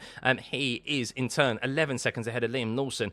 So Colapinto looking for a great result again after following it up with one in Miami. Liam Lawson also looking to score a good heap of points as well in place of his teammate, who couldn't even start this race, as Lewis Hamilton does the fastest middle sector of anyone, interestingly, there, and a green lap for himself, looking to maybe try and chase down Max Verstappen. Carlos Sainz, Pierre Gasly is in P8, so it could be a double point scoring race for them, considering Gasly hit a groundhog yesterday in Q1, which hampered his qualifying opportunities, with a good race car. Evidently, he is now up into P8. Lando Norris, what a terrible race it has been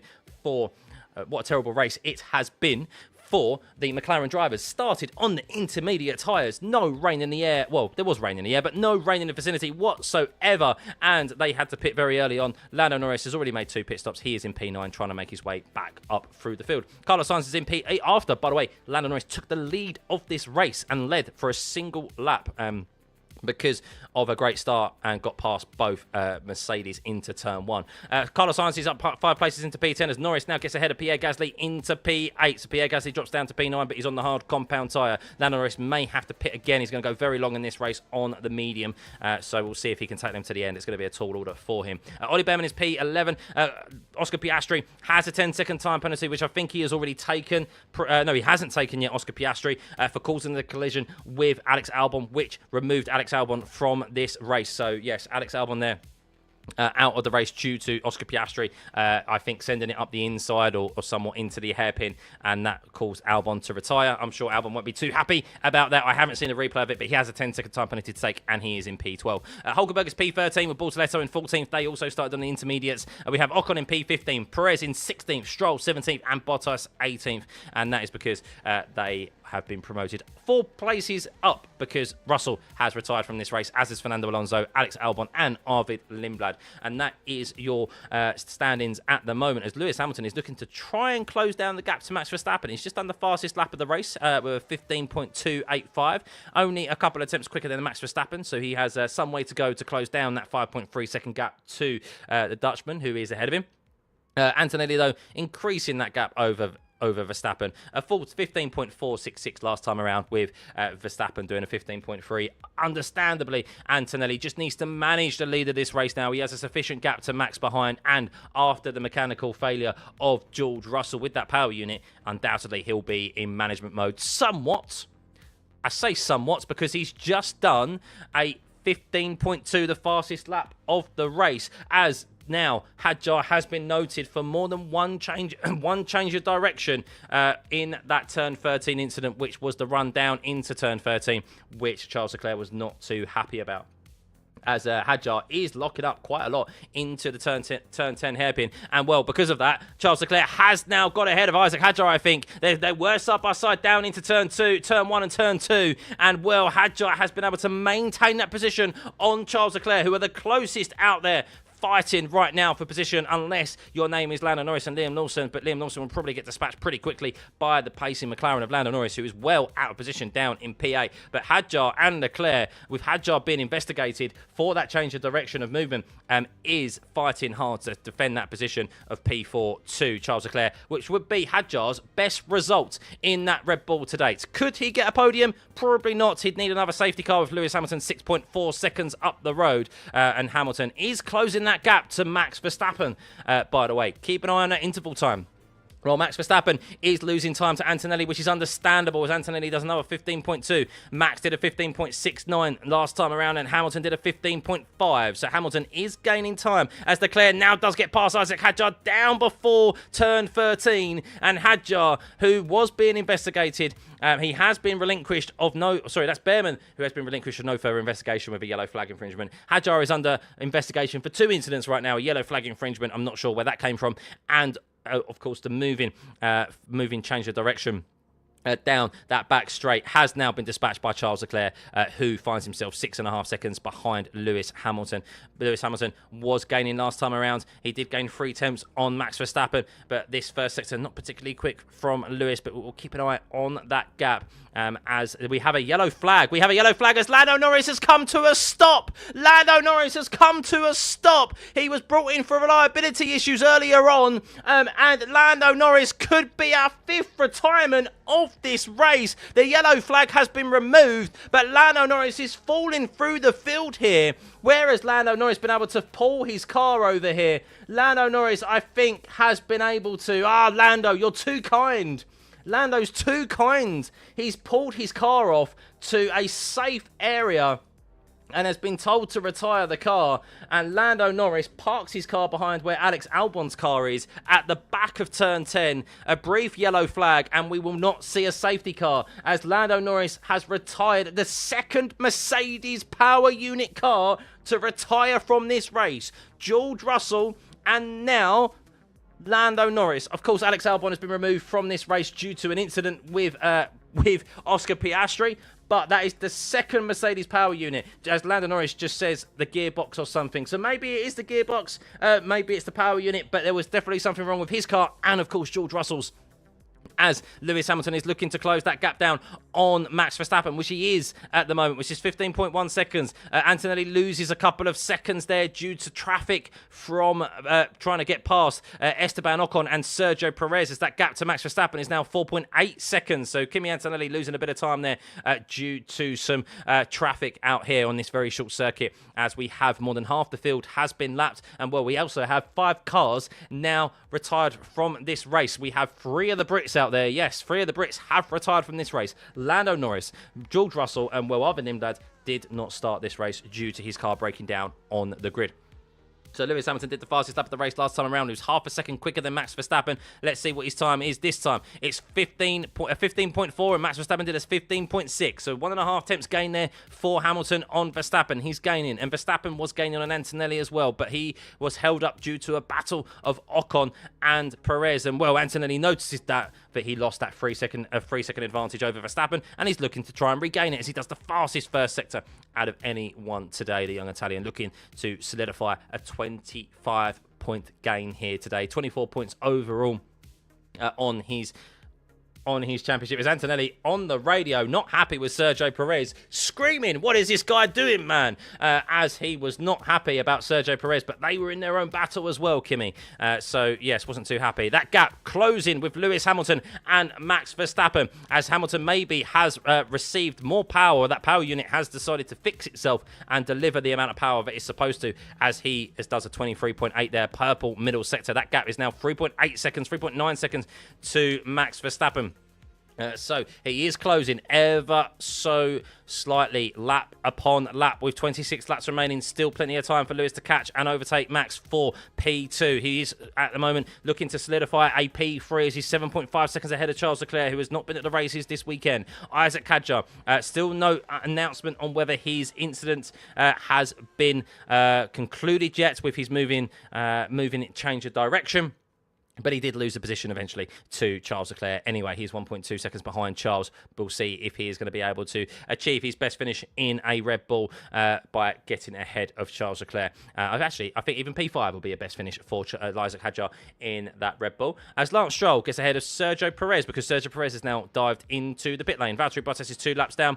Both Cadillacs are 2 laps down, as is Lance Stroll, as is Esteban Ocon on this short circuit. It's been a very poor race weekend for the Haas team. Esteban Ocon more so than Ollie Behrman. Once again, Ollie Behrman, even though they have a big update package here and it hasn't had the desired effect that they wanted, Ollie Behrman is still capitalising on what has been a weak weekend for Haas and is currently in that last point scoring position. And, well, will he be able to stay there for long? We will see, as Oscar Piastri is looking to try and close down that gap. But he has a 10-second time penalty for causing a collision with Alex Albon earlier on, which caused Alex Albon to retire from this race. Kimi Antonelli does the fastest lap of the race with a 14.8. He's a man on a mission. He needs to be careful about that engine, though, because we've already seen Lando Norris in the Mercedes power unit retire from this race due to mechanical failure. We've also seen George Russell, who was leading this race ahead of his teammate, retire due to a mechanical issue with his power unit, a sudden loss of power.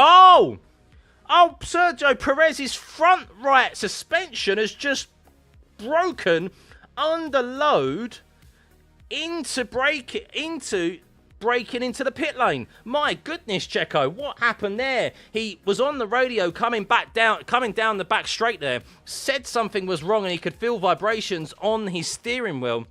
And as he hit the brakes and under load for the entry to the pit lane, the car just broke away, as Isaac Hadjar has been given a 10-second time penalty. A 10-second time penalty for more than one change of direction. And I've got to say, I think it is deserved when you look at it back, as it could have been it could have been an airplane crash. It was very akin to Franco Colapinto.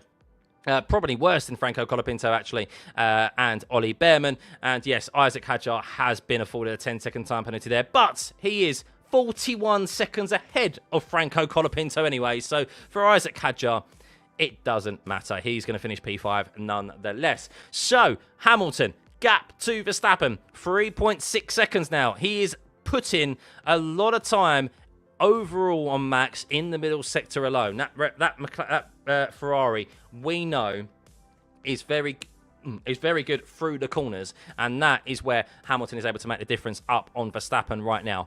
Maybe Verstappen is just looking after his tyres and maybe waiting for that eventual battle with Lewis Hamilton, as Max is very wise to do.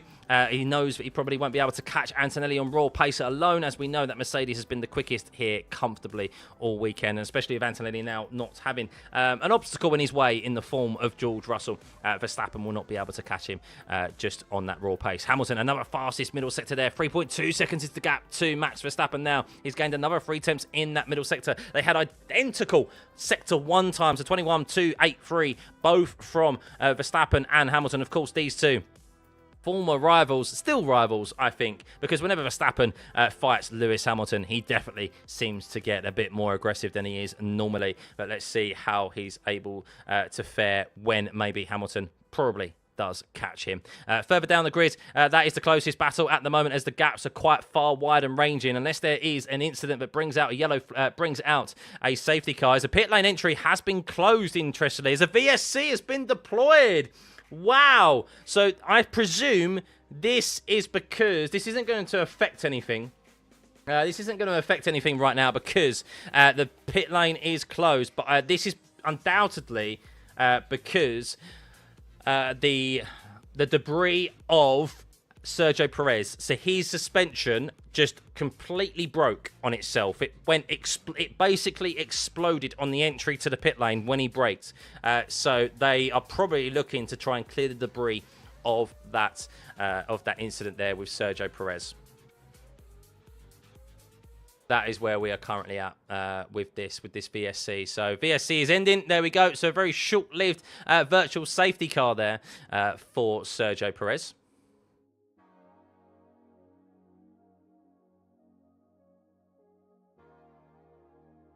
Ooh.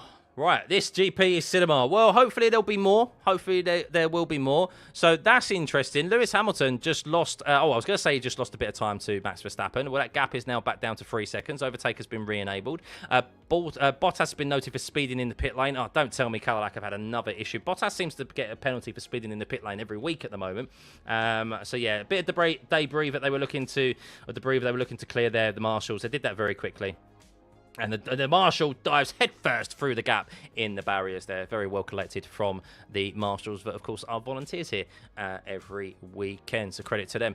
The races wouldn't be able to go ahead without them. But if you've enjoyed this race thus far, guys, hit that like and subscribe button. It would be much appreciated. There's 10,000 of you in the stream now. But yeah, if you could hit the subscribe button. Trying to get to 81. Let's get to 81,000 subscribers. You could do that. Thank you. Thank you.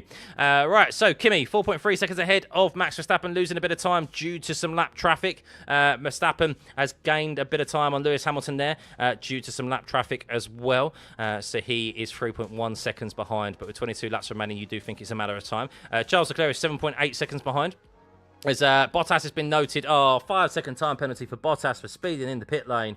It wasn't his fault last time around, as there was an issue with the pit lane speed limiter, or button, the pit lane limiter button on his Cadillac. I wonder if the same error has occurred, or same issue has occurred again on that Cadillac, which is a shame for him. Right, so... apparently Alonso retired due to a problem with the seat, so that's an odd one. Fernando Alonso... First, it was the vibrations through the steering wheel, of course, in the early part of this season. And now they can't get the seat to work. What is going on at Aston Martin? For a team that operates with a very high budget as them, they can't even get the seat working properly. That is a real issue, isn't it, for them, as Sergio Perez has retired. So that's a 6th retirement in this race. We've had Perez, Norris, Russell, Alonso, Albon and Lindblad, who is a non-starter, retire from this race today. Considering this isn't really that much of a strenuous race circuit on the cars, apart from the brakes, it is interesting that we've had that many retirements. Antonelli going purple. Look at him. Now he's got some clean air. Purple in the first sector, purple in the second. He's looking to set a fastest lap again of this race. Lewis Hamilton, fastest middle sector for him. He's gained 2.5 tenths there on Max Verstappen in that middle sector alone, who is getting caught up with some lap traffic of Lawson and Gasly, who are fighting for position. So Lawson, who is on the soft compound tyre. I'm not sure why they put him on the soft compound tyre, but Lawson is starting to lose a bit of ground to Pierre Gasly, who is catching him at a rate of knots. Colapinto comfortably ahead. He is 15.5 seconds ahead of Liam Lawson, and he's going to be securing a P6. So what a great result that's going to be for the Argentinian, who, bearing in mind, didn't participate in FP1. Yeah, really positive race weekend for Colapinto, considering those circumstances. And yeah, he's on a bit of a run of form, isn't he, after Miami, which was also a sprint race weekend, and positive for him there. Hamilton looking to get past Pierre Gasly now as well, to try and keep the pressure on, as Verstappen lost about a second nearly there to Pierre Gasly, as Hamilton is 2.4 seconds behind him now. As George Russell is speaking to Sky, and he did say that everything just turned off all in once. So not really much to say for George Russell. It was evident for everyone to see. Nothing that he was in control of as he touched the brakes and hit the downshift. It just went pop on him. So a real shame for him, on the wrong side of the reliability gods at the moment, whereas Kimi Antonelli is definitely on the right side. So Lewis Hamilton, is he going to be able to get past Pierre Gasly here into the turn 10 hairpin?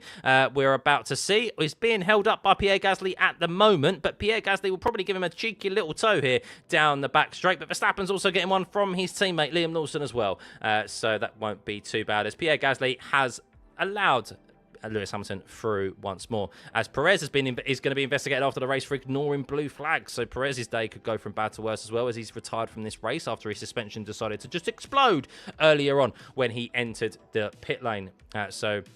Not quite sure what has happened there due to Cadillac. But let's run through this grid, shall we? Kimi Antonelli is leading this race by 5.4 seconds after a great battle with George Russell. George Russell was leading this race, and then his engine cut out. Well, it kind of exploded on him when he went into the brake, as soon as he touched the brakes into turn 8, and Antonelli is now in the lead.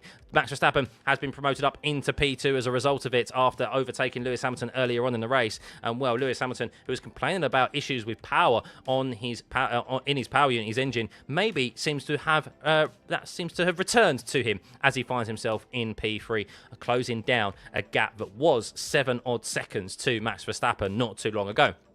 Charles Leclerc is 8.9 seconds, 9 seconds behind his teammate. He has definitely not been on the pace as his teammate this week, but P4, I think Charles will take that. Minimal damage. Isaac Hadjar, who has a 10-second time penalty for moving more than one time to a defensive move.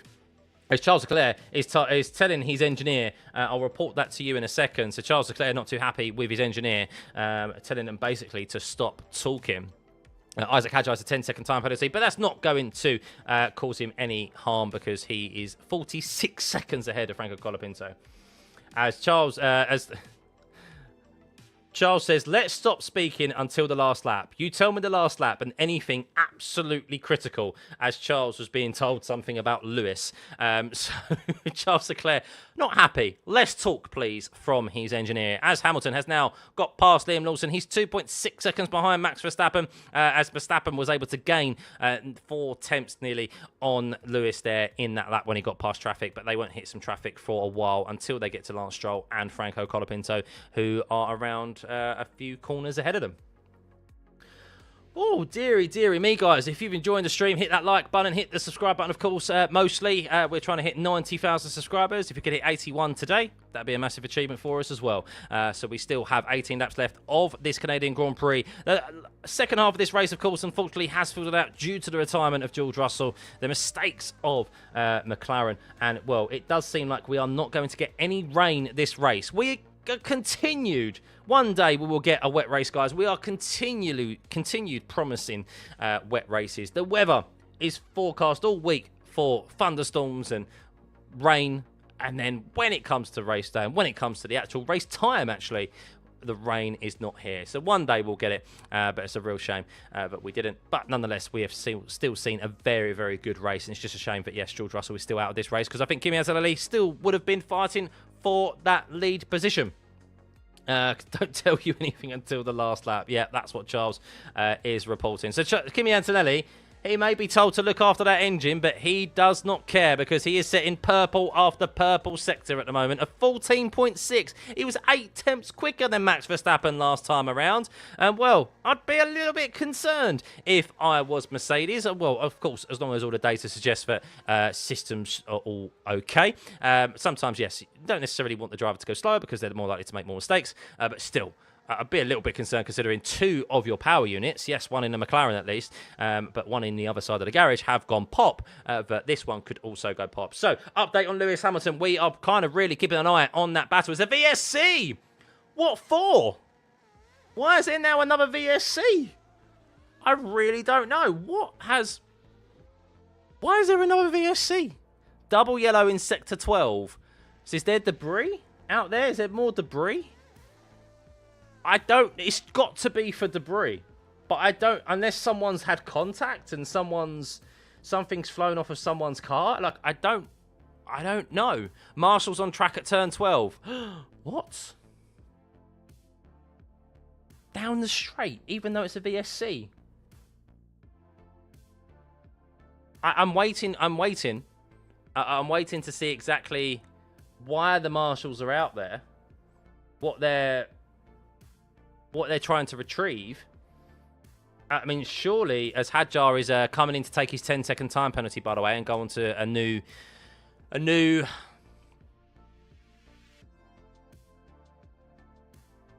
I'm waiting to see. So Hadjar's taking that 10-second time penalty. Piastri's taking that 10-second time penalty as well. Undoubtedly, a new set of tyres for them. Hadjar is still going to come out some way ahead of Franco Colapinto, even with a 10-second penalty to take. So it makes sense for him to do that. I'm not sure what this VSC is for. It's got to be for debris, surely. I'm still yet to see exactly why there is a VSC. They are just showing pit stops right now, as Piastri goes on to a set of soft compound tyres. We'll have a run through the grid at the moment, though. So Kimi Antonelli is P1 by 7.8 seconds from Max Verstappen, sitting purple lap after purple lap. Verstappen is 1.2 seconds ahead of Lewis Hamilton. So Max and Lewis are very close.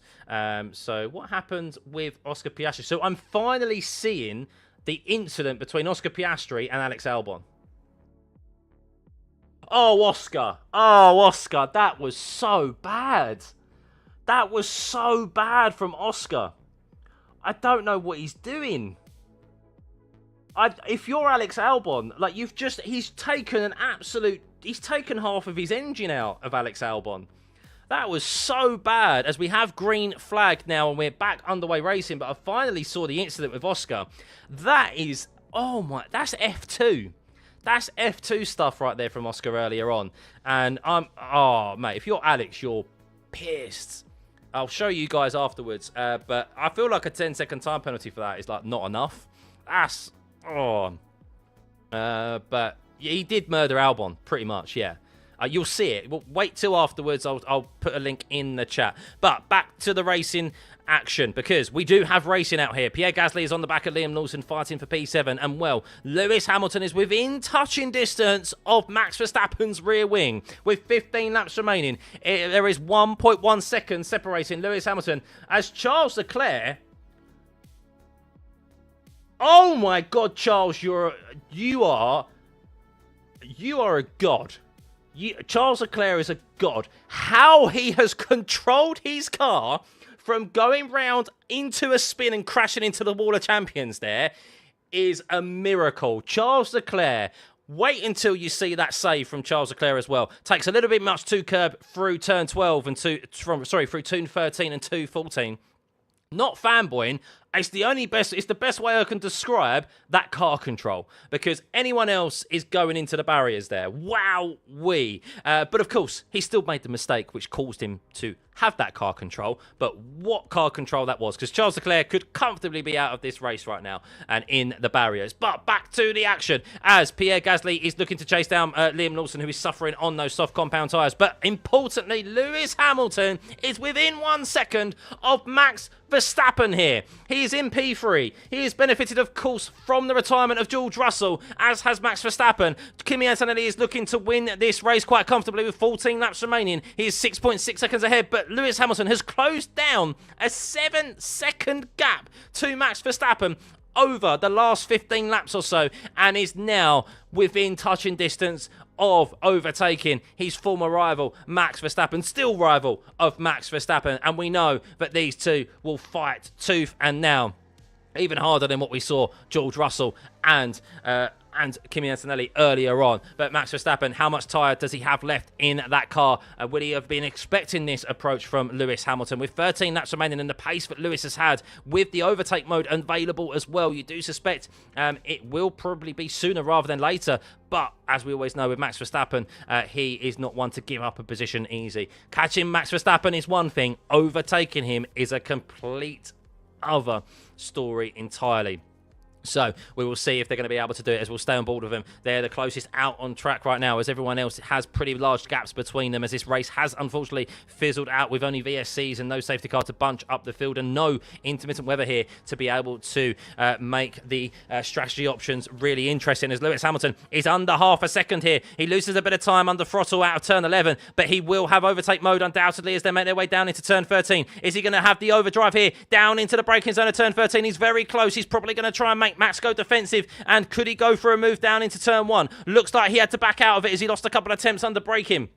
But there's another opportunity here down into turn 1. Max, we know, is probably going to defend the inside. He's a very smart guy when it comes to wheel-to-wheel racing. He knows the racing rules better than anyone. And, well, that time around, Lewis has to hold position, but he's putting Max under pressure in that Red Bull that really has no right to be in P2 at the moment. He struggled in qualifying yesterday. He struggled yesterday.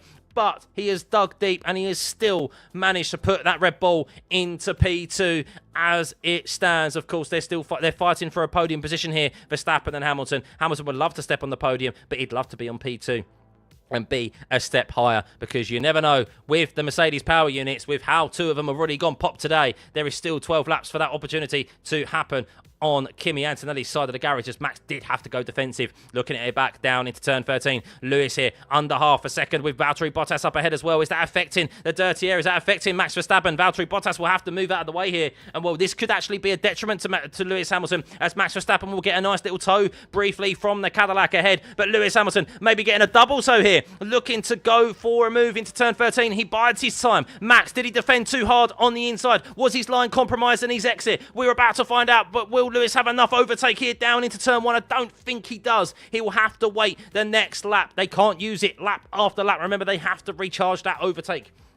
So Lewis putting Max under pressure here, under his rear wing, and it's probably utilising that overtake mode at the right time. Down into turn 13 is going to be difficult, but if he is forcing Max Verstappen into defensive positions, into that last chicane, and if he, as Max actually touched the wall there, actually touched the wall of champions. No, he didn't. Very, very close. He got the rear stepping out there, out of the wall of champions last time around. So Max Verstappen, of course, on the limit there, trying to maximise his exit as much as possible, as Lewis Hamilton loses a bit of time in the middle sector. Maybe that's him maybe trying to recharge the battery here, as confirmation there of multiple penalties served under that last VSC.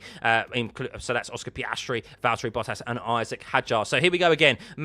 Maybe a bit of change of tactic here. Lewis Hamilton not as close as he was previously, but will he force Max into a move? Will he maybe go for the attempt down into turn 1? Of course, you're going to have to try and overtake Max around the outside. To try and get Max on the inside is nigh on impossible, because the power of defending is always to the inside car. And Lewis Hamilton is not going to be able to do that with Max Verstappen, so he needs to be able to get a significant overlap. That front axle ahead of the front axle of Max Verstappen, if he is the overtaking car on the outside, which of course Antonelli failed to do yesterday. So that is why he ended up having to.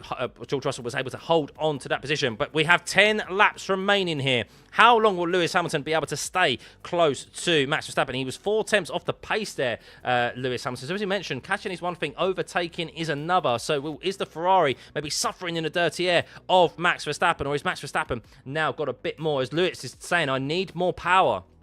As Lewis is saying, I need more power. Give me power, because that Red Bull engine isn't a slouch. Believe it or not, it's actually a decent power unit. It's just the aerodynamic package and the chassis which is letting them down at the moment. But we'll see as they get down into turn 10. Lewis Hamilton is 7 tenths of a second behind Max Verstappen. This is for, of course, the last podium scoring, the podium positions here, as Antonelli is 8.8 seconds ahead of Max Verstappen and looking to increase his lead at the top of the championship by 24 points.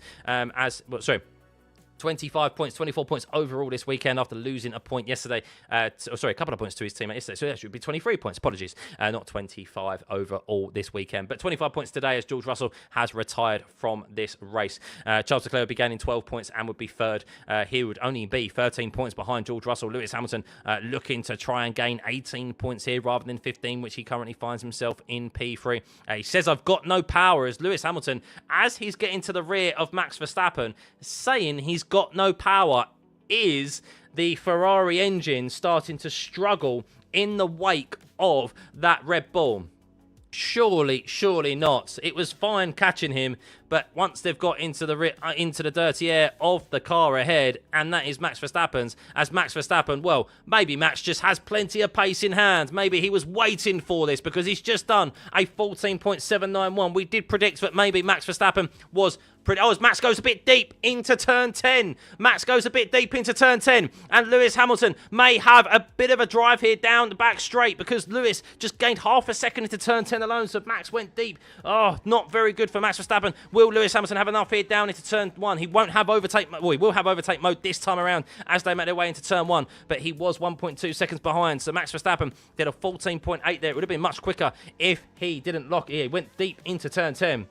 Not ideal for Max, as he's 6.5 tenths behind. Lewis Hamilton, a much better lap from him this time, a 14.751, but Max probably would have done a 14.4 matching Kimi Antonelli. So Max Verstappen probably still has a bit more in reserve here in his tyres, with that clean air ahead of him as they're catching Franco Colapinto to lap Franco Colapinto, as nearly the whole field has been lapped here as Kimi Antonelli. The only drivers that haven't been lapped are Isaac Hadjar, Charles Leclerc and Lewis Hamilton.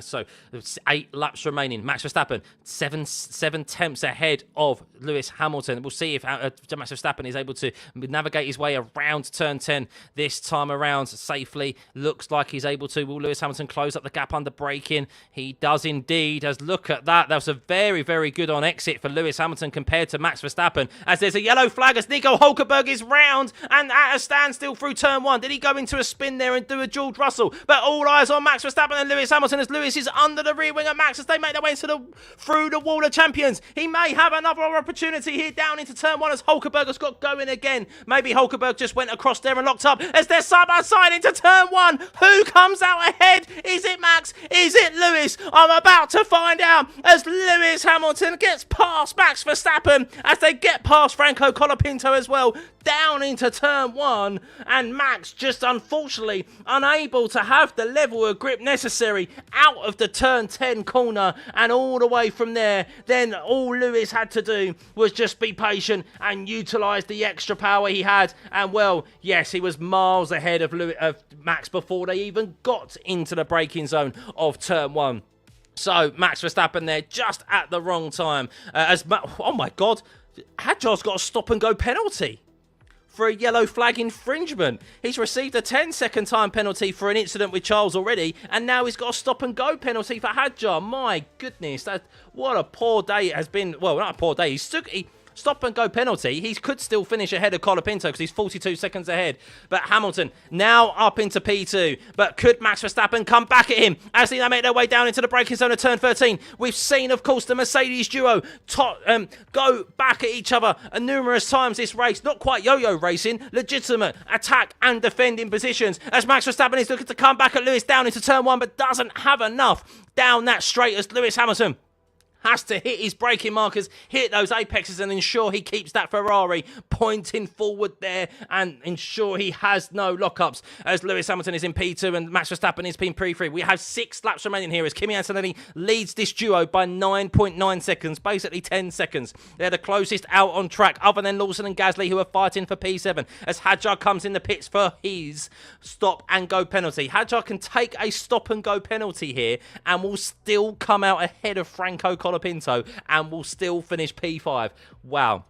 Crazy scenes for Franco Colapinto today as Hamilton, with that clean air ahead of him now on the same age of tyre. Lewis Hamilton is pulling out a little bit of a gap on Max Verstappen, but Max will still have, importantly, that overtake mode, which we know is so powerful at this circuit, is able to keep maybe a slower car in touch with a faster car ahead, and we can see that from Max Verstappen down that back straight. While he lost a bit of time in the middle sector, was able, with that slipstream and that overtake mode, to be able to stay close with Lewis Hamilton. Loses a bit of time through the wall of champion chicane, and he's under half a second as they get into the braking zone of turn 1, and he is going to continue to apply pressure to Lewis Hamilton with these 5 laps remaining.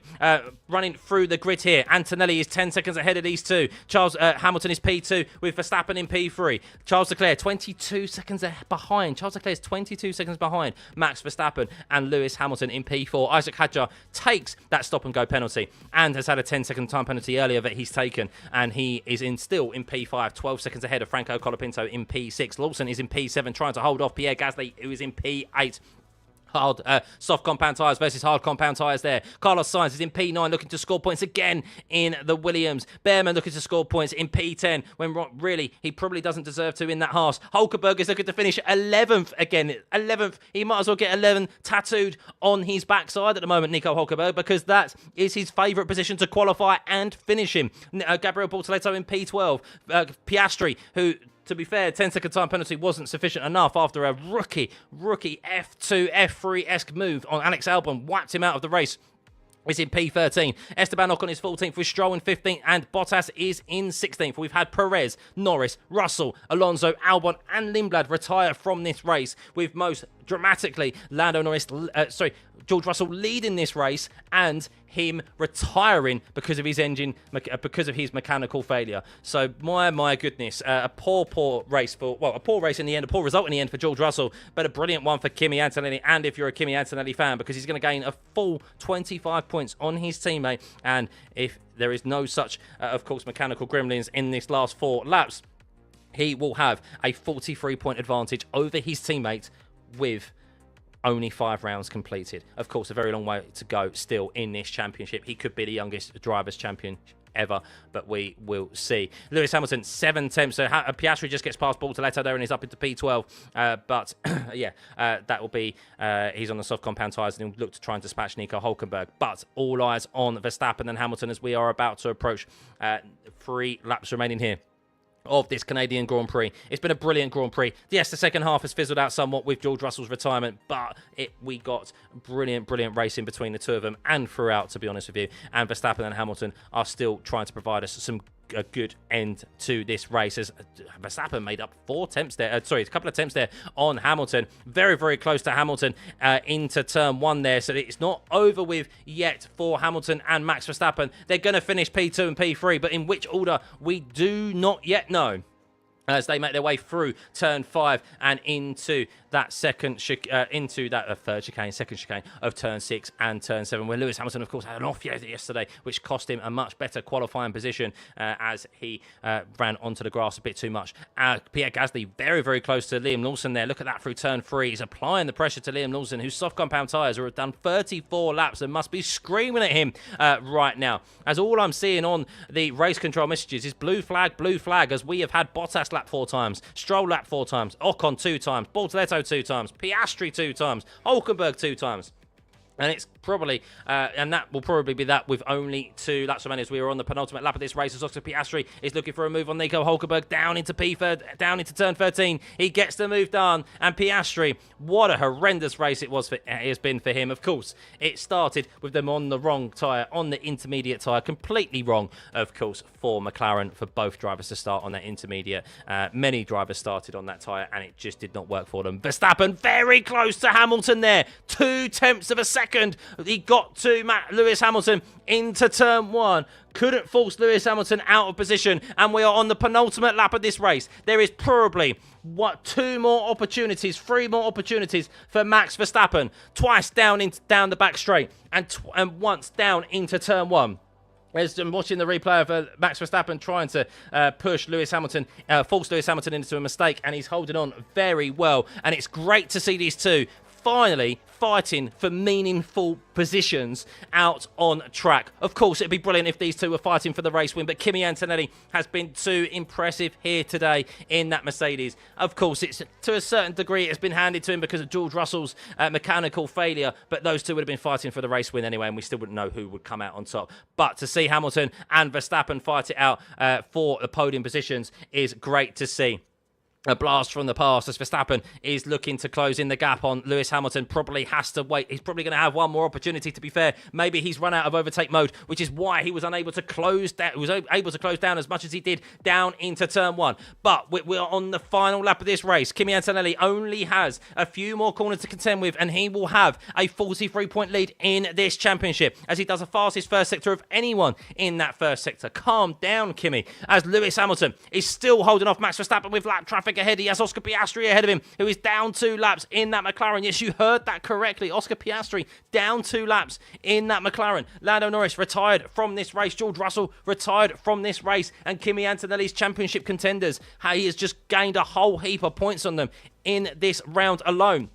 But with only a few more corners remaining, can Max Verstappen get P2 from Lewis Hamilton for what would be a tremendous P2 for Max, even on the podium, as there is a 5-second time penalty for Bortoletto at the end of this race for a virtual safety car infringement. Not even sure what that is, as we can see. Who is that moving out of the way there? Is that Lance Stroll moving out of the way? But Kimi Antonelli comes past the wall of champions. He wins for the 4th time in a row. Kimi Antonelli wins the Canadian Grand Prix, but all eyes back just a little while as Lewis Hamilton makes his way across the line safely and leads Max Verstappen across the line.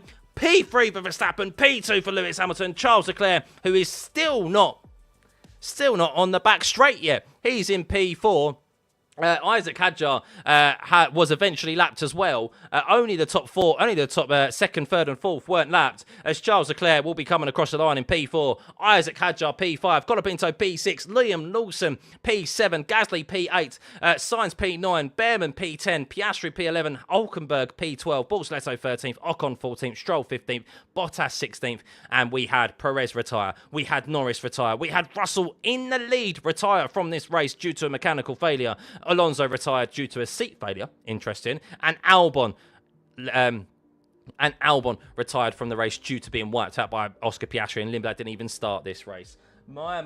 Let's have a look at the championship standings. Guys, if you've enjoyed that race, please hit the like and subscribe button. It'd be much appreciated. Hit that subscribe button. Get this to 81,000 subscribers. Go on, you can do it. Go on, do it. It'd be much appreciated, of course. We'll be back in just 2 weeks' time for the Monaco Grand Prix. I'll be back tomorrow for my driver ratings. Lots to discuss, of course. Lots and lots to discuss. But there you go. Confirmation of Kimi Antonelli's 25 points over George Russell. And, well, he is 131 points to the good of... well, actually, he's 43 points to the good of George Russell, who's on 88 points. Yeah, George Russell there scoring nil points.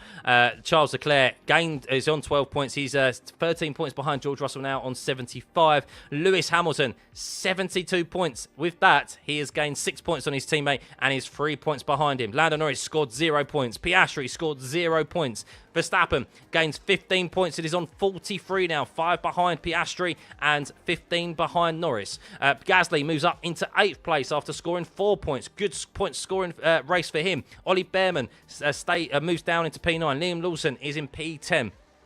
Keeps Colapinto down outside of the top 10 just because Colapinto scored 8 points and he scored 6. Isaac Hadjar scores 10 points there with his best result of the season in P12, although, I mean, he's still had a very, very rough race with a stop-and-go penalty and a 10-second penalty as well because of his incident with Charles Leclerc. Carlos Sainz scores 2 more points in the Williams. Lindblad should have scored points today. It's a real shame for Lindblad. Could have seen 2 V-carbs in the points, but he did not start due to mechanical failure. And Lance Stroll moves up ahead of... We have a position change of Lance Stroll. He moves up ahead of Fernando Alonso just from finishing more races. 25 points gained for Mercedes, 30 points gained for Ferrari, so they've gained 5 points there. McLaren, nil points for them, 25 points for Red Bull, 12 for Alpine. Racing Bulls is the only change, moved up into P6 from P7 with... yeah, but there we go. Wow. Oh my goodness. Oh my goodness. Yeah, Hamilton.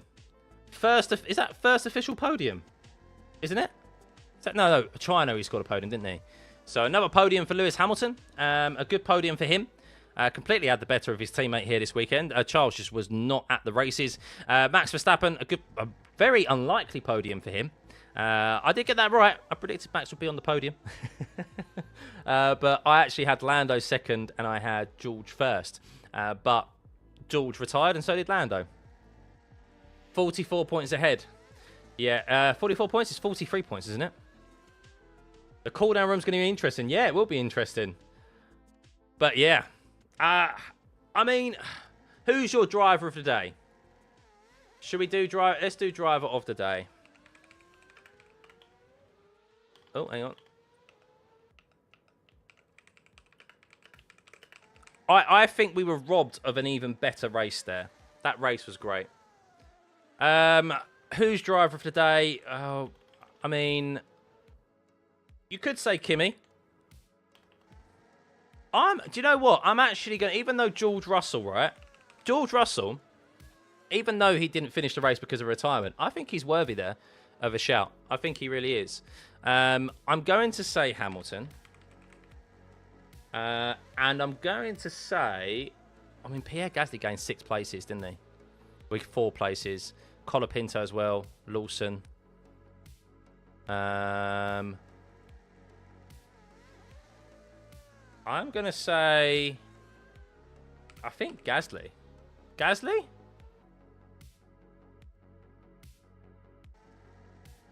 Max? I could put Max as well. Yeah. Let's do.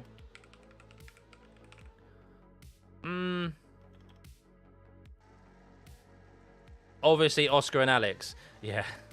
I'm going to say Gasly, you know. I think Gasly. I mean, Colapinto also. Do you know, I'm going to say... but the only reason I'm going to say Gasly is because he made up more positions and like, did a lot of legitimate overtaking. Colapinto did... Colapinto, very, very high marks. Very, very high marks. I just think, like, did what needed to be done and just, like, solidified his position. The only reason I'm giving Gasly over Colapinto is because Gasly... like the way his weekend went, and like yesterday, and the fact that he made up like more positions out on track. That's it. That's it really.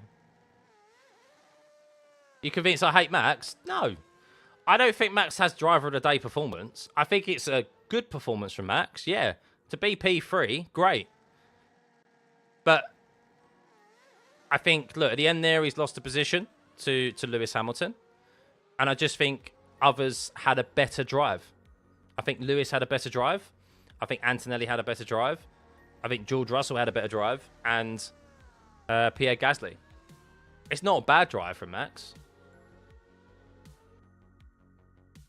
So 64% of you have said Lewis Hamilton overwhelmingly. Oof.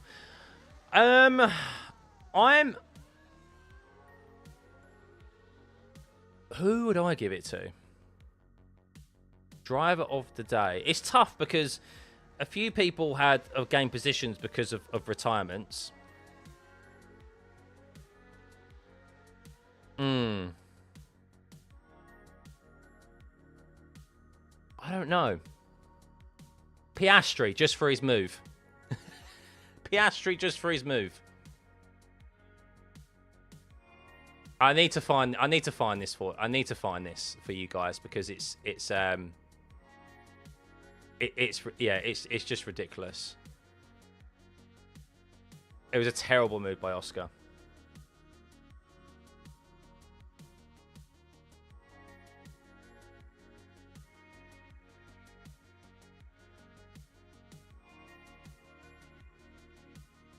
This is it. This is it. This is look at this from Oscar.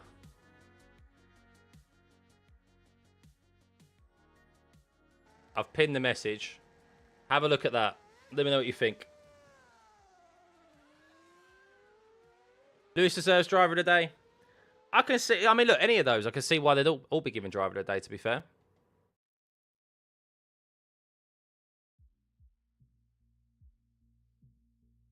That was very Sergio Perez-esque from Oscar, because that's the sort of stuff that you'd see from Sergio Perez when he was starting down the field. To be fair to Oscar, McLaren ballsed up today. That the starting on the intermediate tyres, what were they thinking? I mean, clearly their forecasts, they took a massive, massive gamble. It failed miserably. I mean, Lando actually led the race. He got ahead, didn't he? But if you're Kimi Antonelli, in particular, I mean, wow. Dreamland. Four race wins in a row. 25 points advantage there. Sergio catching strays. Well, it's what Sergio Perez used to do all the time when he was in the Red Bull and starting down the field. He would just send it on people and just take chunks out of other people's cars. Oscar, like you playing the F125 game.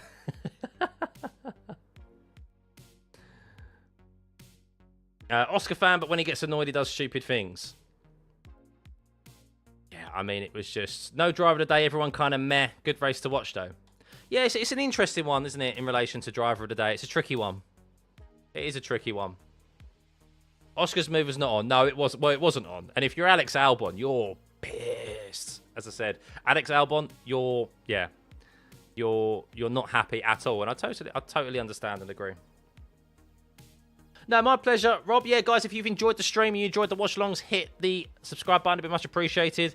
There's still, 4,000 of you here in the stream. If there's 120 of you that haven't hit the subscribe button to get us to 81,000, it'd be much appreciated.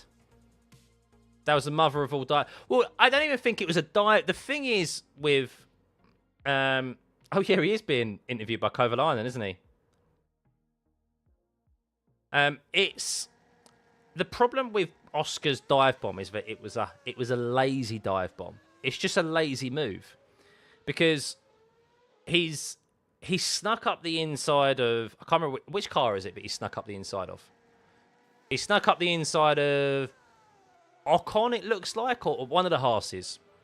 I think it was Ocon, and he snuck up. He snuck up the inside, and then it's just like, oh, I've got a bit too much speed here, and just yeah, drives his car straight into the disappearing wedge. So, but there you go. I mean, to be fair, Oscar and Norris's race was ruined once they started on the intermediates. I don't know what McLaren were thinking, and the thing is, they even had the opportunity to change those tyres at the start. Of course, going straight into the pit lane. Of course, they would have started at the back of the grid, but things could have changed. Things could have been different. To be fair, Russell had no answer for Kimi today. He just couldn't break away. Well, when you're in equal machinery, we've seen with these regs, when you're in equal machinery, it is difficult to break away because the overtake mode is so powerful, which is kind of a good thing, really. I mean, because we want the leaders to be close. We don't want someone just to be able to break away. But at the moment, George was, like, at the moment when his car went kaput, he was in the lead.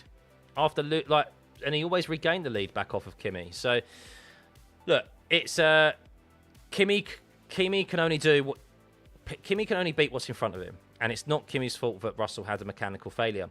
And look, on George's side of the garage this year, he has quite evidently had the bad side, the bad reliability. He had a mechanical issue in China.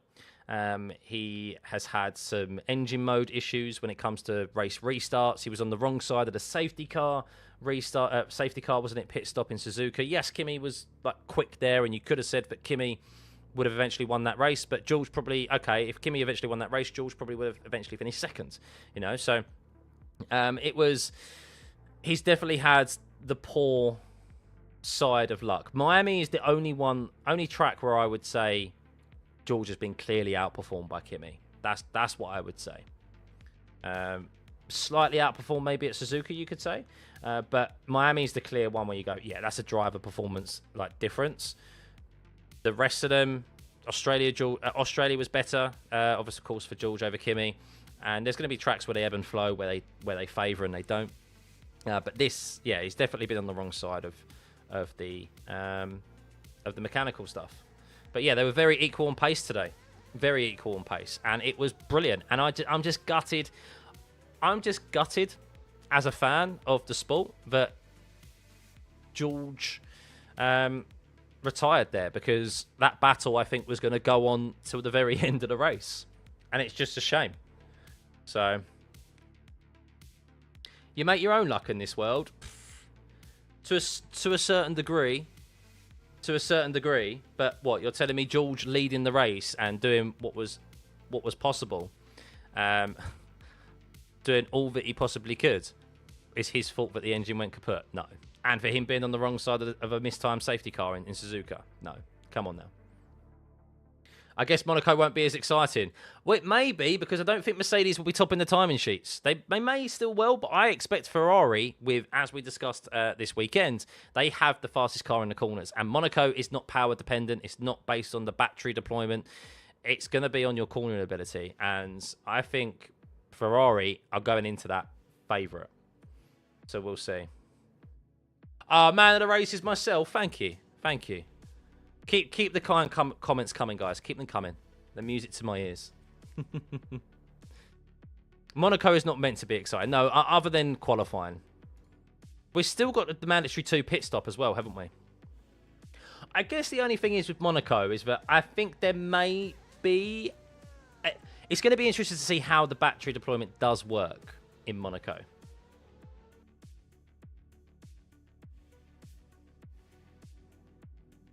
Just listening to Max and Lewis in the cool-down room. That is one heck of a podium when you look at it from a historic perspective, yeah. My pleasure, Swin, my pleasure. But yeah, it's it's going to be an sorry, going back to Monaco, it's going to be an interesting one because there's things that maybe they could do with the battery to. That's where the yo-yo racing would actually make Monaco more interesting, wouldn't it? If the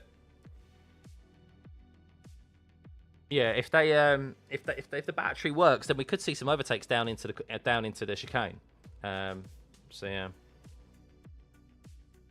Ferrari is the best Sashi according to Hamilton. They should be fast in Monaco. Agreed. Yeah, and Charles would definitely be wanting to do it as well. So only 113 likes. Now we've got more than that, haven't we? We've got 1,745 likes. What are you talking about? But thank you, everyone. Much appreciated. Can I ending the poll? Hamilton is your driver of the day. Can I gift memberships yet? Oh, no. I still can't gift any memberships, guys. But thank you anyway for being here. Lewis switched tyres last minute at the start. Did he really? Ooh. I wouldn't promise us that, Harmon. Your predictions that Monaco is going to actually be good racing this year. Is it, though? Is it? I don't know. Charles has the curse. Well, he doesn't because he won, didn't he? Not last year, the year before.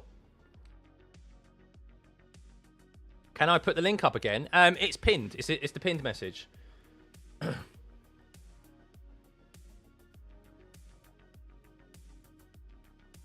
Oh, so Lewis switched from inters to mediums, did he? Oh, that was his choice. Wow. Well, what a great decision that was, eh?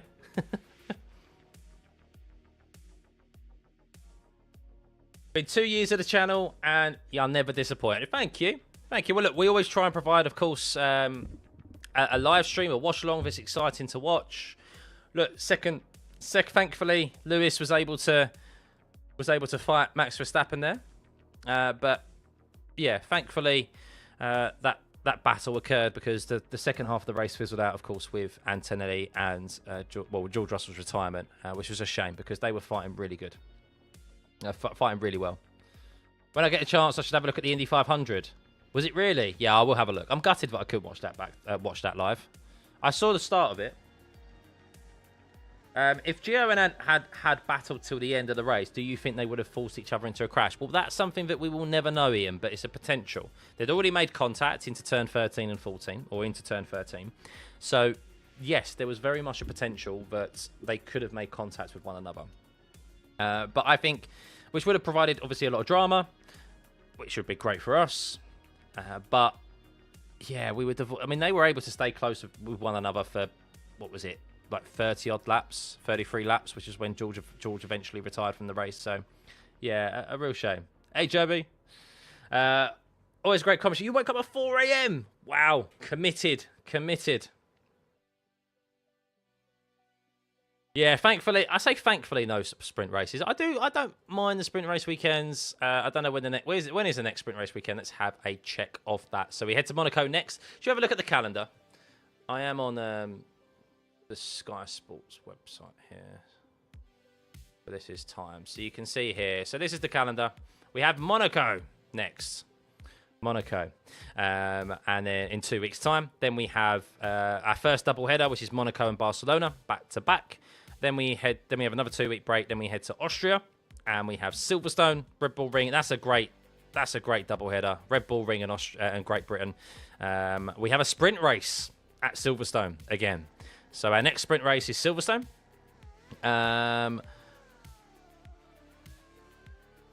Then Belgium. Then we have Spa a few weeks later. Double header, Spa and Hungary. Then we have a 3 week break where we go into the summer break, which will be shorter than the spring break that we had. Then Zandvoort has got a sprint race this year.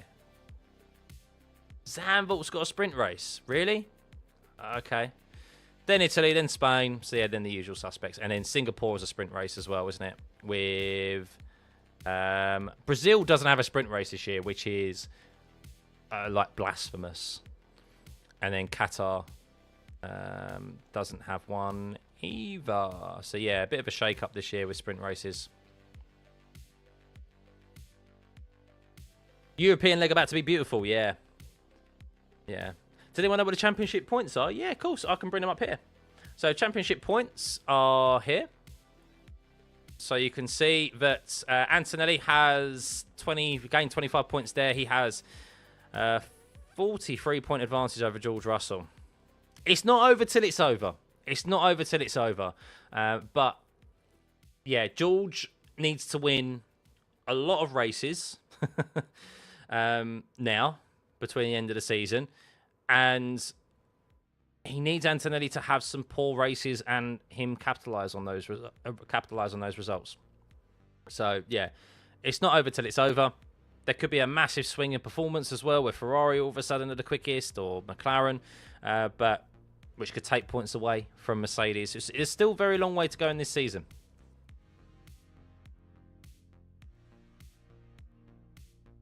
Although we can't see physical cars racing, I sure do bring excitement to the proceedings. Thanks, Ian. Much appreciated. Thanks. Thank you. Keep them coming. Cockpit could win the race and not get driver of the day. No, he could get driver of the day if he won the race. Of course he could. The only reason I didn't give him driver of the day is because I think he had a very solid race. And to a certain degree, I place stock on someone making overtakes more and making ground up in the field when not necessarily making overtakes on cars that they should overtake. As an example, like a quick team overtaking the midfield and making up 6 positions, 7 positions. Like, I don't value that highly. But if you're starting in the midfield and with teams around you and you make ground up and with good overtakes and a good performance, then I will value that more highly than a driver who still has a solid drive but doesn't have to overtake anyone or defend their position too harshly. And really, that's not to take anything away from Colapinto. That's what he did today. He comfortably stayed ahead of Liam Lawson and built up a gap and was never troubled. And it was a very lonely race for him. But credit to him for this whole weekend, Colapinto. He's going to be getting a very high mark from me. Probably a 10 out of 10, to be fair, from Colapinto for this weekend, because I don't know what much more he could have done. Because he missed FP1, and without FP1, his first laps were in sprint qualifying, had a decent sprint qualifying, had a decent sprint race, and then built upon that for today as well. But he just wasn't driver of the day.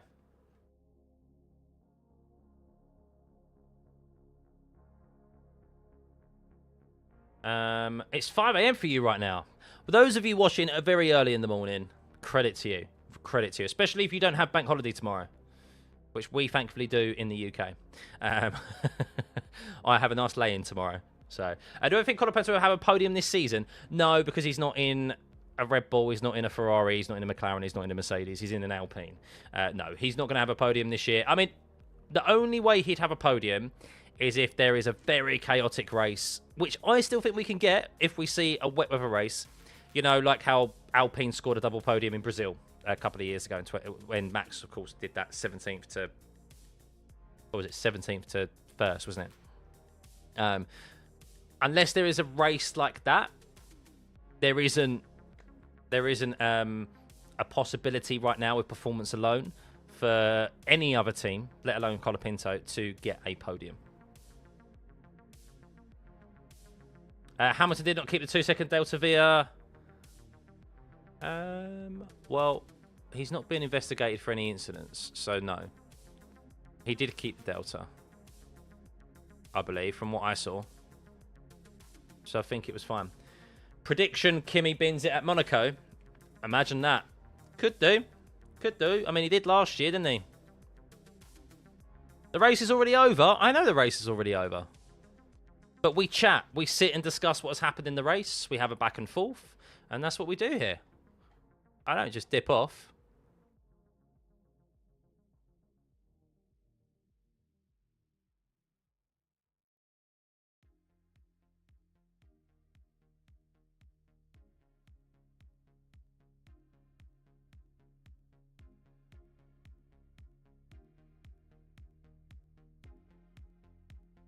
Right, I'm just trying to see if there's anything that has been picked up. Doesn't sound like it. No penalty against Verstappen. Why would there be a penalty against Verstappen? You guys are just throwing penalties out there. There's no more investigations as far as I'm aware. So yeah, I think that is the result. which is Antonelli finishing P1, Hamilton P2, Verstappen P3, Leclerc 4th, Hadjar 5th, Colapinto 6th, Lawson 7th, Gasly 8th, Sainz 9th, Behrman 10th, Piastri 11th, Hulkenberg 12th, Bortoletto 13th, Ocon 15th, Stroll 15th, Bottas 16th, Perez 17th, Norris 18th, Russell 19th, Alonso 20th, Albon 21st, and Lindblad 22nd. Without that reckless driving, Hadjar had a really strong race. Yeah, he did, yeah. I don't know what the yellow flag infringement was for, but the yellow flag infringement, for some reason, yeah, he picked up a stop-and-go penalty. So, yeah, any yellow flag infringement is a stop-and-go penalty now. Like, they don't take kindly to that. When are Red Bull bringing out major upgrades? Probably Barcelona. So we go to Monaco now. Ferrari have a big update package in Barcelona. But for them, it's not really the chassis that's an issue for them or the aerodynamic package that's an issue for Ferrari. It's their power, just their top speed. Like, they just don't have the speed in the straights, and that's really where they're losing time. If they can sort that out, they would be probably the quickest car. I think so. Because they're so good in the corners. And every single time we head to a racetrack, they are first in speed through the corners. So through the corner itself and the exit of the corner. They are fastest. It's just the fact of it they're losing. I think here in qualifying, I think it was the sprint quali, there was a graphic that Hamilton lost nearly half a second on P1 down the straights. So that's a lot of time. Ferrari finally make a great car and then the engine is pants. Yeah. Well, they just haven't found the loophole, have they, of the compression ratio trick which Mercedes discovered. So, but they'll have the Aduo stuff and they'll be able to create some probably additional horsepower. But how much they will be able to, who knows? Has Ferrari's lack of power got anything to do with a smaller turbo? I think it could, James. Yes. So I think, and this is the problem, isn't it? Is that now, when you think about it, is there any need for this pre-start procedure? Because McLaren get off the line fine, as do Mercedes now as well. Like, everyone seems to have got on top of it. So this pre-start procedure now, I don't think is even necessary. And Ferrari built their engine around the rules and regulations that are in place, the race start procedure, etc. And they foresaw that this was going to happen with the whole issue of getting off of the line.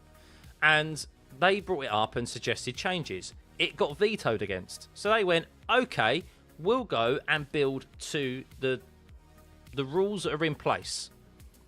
The start procedure that's in place. And they accommodated their engine and their turbo for this, I believe, at least, anyway. And it's come to it, and everyone's thrown up a hissy fit, going, oh, well, no. Oh, we're going to have crashes at the start line. We're going to have crashes of where people can't get away, and those who have actually done a good job with their engine and their turbos are crashing into them. And Ferrari went, no, what are you talking about? We brought this up ages ago. You vetoed against it. And because the FIA are weak, they shifted the rules. They shifted the goalposts. And we now have this 5-second start procedure, or pre-start procedure, to spool up the turbos. And I think, yes, the smaller turbo that they have was to benefit them off the line. And it seems like that now the goalposts have moved. They're suffering as a result of it elsewhere.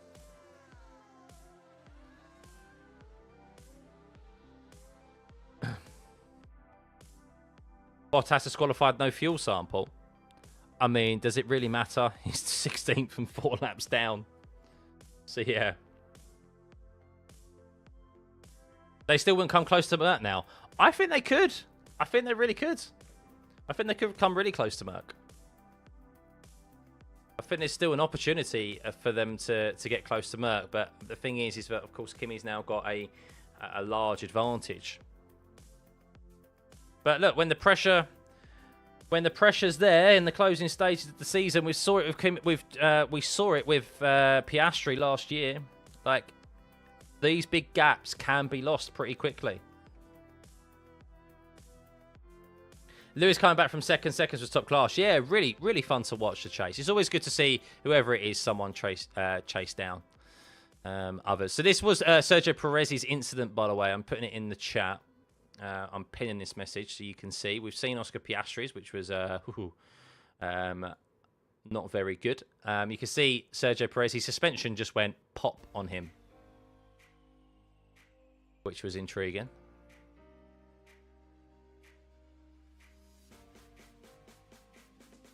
George Russell, though, nothing George Russell could do. It's not his fault, of course. Bizarre from him. Sad for George. You don't want to see races decided by mechanical failures and championships, but sometimes that's the way it goes. Not a good sign for so many teams to lapse. Is this going to be a story moving forward or a fluke feature of this course? So it is a feature of this circuit. Of course, it's only a 1 minute. The shorter the circuit is, the more lapped cars you're going to see. Of course, there was lots of VSCs. There was, I think it was, you have to look as well.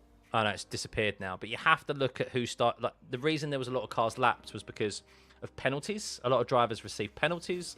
A lot of drivers received started on the intermediates as well. So they were already a pit stop down because they had to get off of those tyres. But a short circuit is always going to, obviously the faster cars are just going to obviously lap quicker. Simple as, really. So Red Bull Ring is a track where you'll see lots of cars lapped. Monaco, but the longer tracks, less so. Lewis seems so reinvigorated this weekend. He really did, yeah. I mean, he won because he had the better of his teammate, like comfortably had the better of his teammate here this weekend. He also had a possibility of, I think, at least in sprint quali, he should have been on. Well, he should have been P3 both times, I think, in sprint quali and the main quali. I don't think he would have pushed the two Mercedes, but like he knew that he was pushing for podiums this weekend. And look, you never know, obviously, with retirements like George Russell just had, or a collision between the two of them, he could have maybe got a win. So Lewis definitely felt comfortable here by having the better of his teammate and looking like he could challenge, be the best of the rest out, like best behind the Mercedes. It's all because of his mum. Lovely stuff. Yeah, he needs to bring his mum to every racetrack. China? Wasn't China the last time she was there? We've cracked it. I thought it was Kim Kardashian. No, it's not Kim. It's his mum. He needs to bring his mum to every racetrack. There we go. And stay off the simulator. That was a big thing that he said, yeah. He said, I need to stay off the... He said, Miami, he spent time in the simulator, and what he did in the simulator did not translate out on track. So this time around, he didn't do any simulator work. And he went straight out on track, as he's an old school driver. He's been around a long time. And it clicked for him. So... Is Ferrari getting ADOU? It does sound like it, yes. Yeah, they are getting ADOU. We can all agree Max is washed. Oh, don't start with that. He's not. Lewis has to just trust his abilities. Yeah, I mean, it's easier said than done, though. Racing drivers can lose confidence very quickly. Monaco's going to be a snooze fest. It could be. I have, as always, very low expectations. We do have the mandatory 2 pit stop. I think Monaco would benefit from the yo-yo racing. We need the battery to have a lot of emphasis at Monaco. To a degree, because that's the way we'll get overtaken. Because if someone's got no battery out of what corner is it? I can't remember the name of the corner, but before you go into the tunnel and down into the chicane, you've got no battery, then you're going to have sufficient speed, and with overtake modes to be able to like overlap down into that chicane. That's the only way I think we'll get overtakes. That's the only way. I mean, these cars are slightly smaller. They're not small enough though for overtakes to occur. And we know with Pirelli they don't make a good enough tyre at the moment. The tyres are too durable. So there's definitely not going to be any issues with tyre management and tyres, especially if there being a 2-stop strategy, a mandatory 2 pit stop. So the only way we'll get overtakes is if there will be, if there will be, of course, the yo-yoing. Given the power deficit, Ferrari might be the team to beat there. Yeah, I'm backing Ferrari to be the favourites going into there. Yeah, really do. Max doesn't have a good car to fight for a championship. No, he doesn't. And you need a good car to fight for a championship, and he clearly doesn't have that. Monaco is just prepared for qualifying unless it's wet race.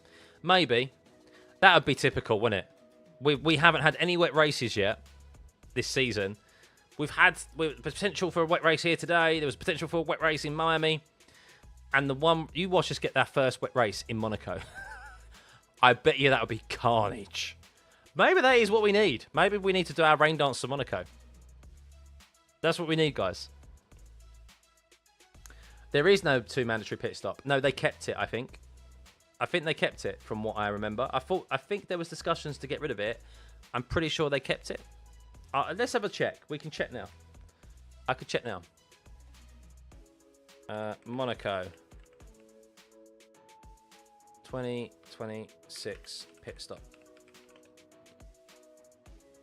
Oh, no, they've scrapped it. Okay, so they have scrapped it now. They were keeping it, though, weren't they? So they've scrapped it.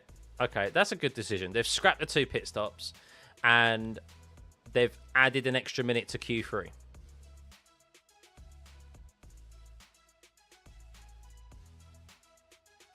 Okay. No, I'm on board with that. I'm on board with that.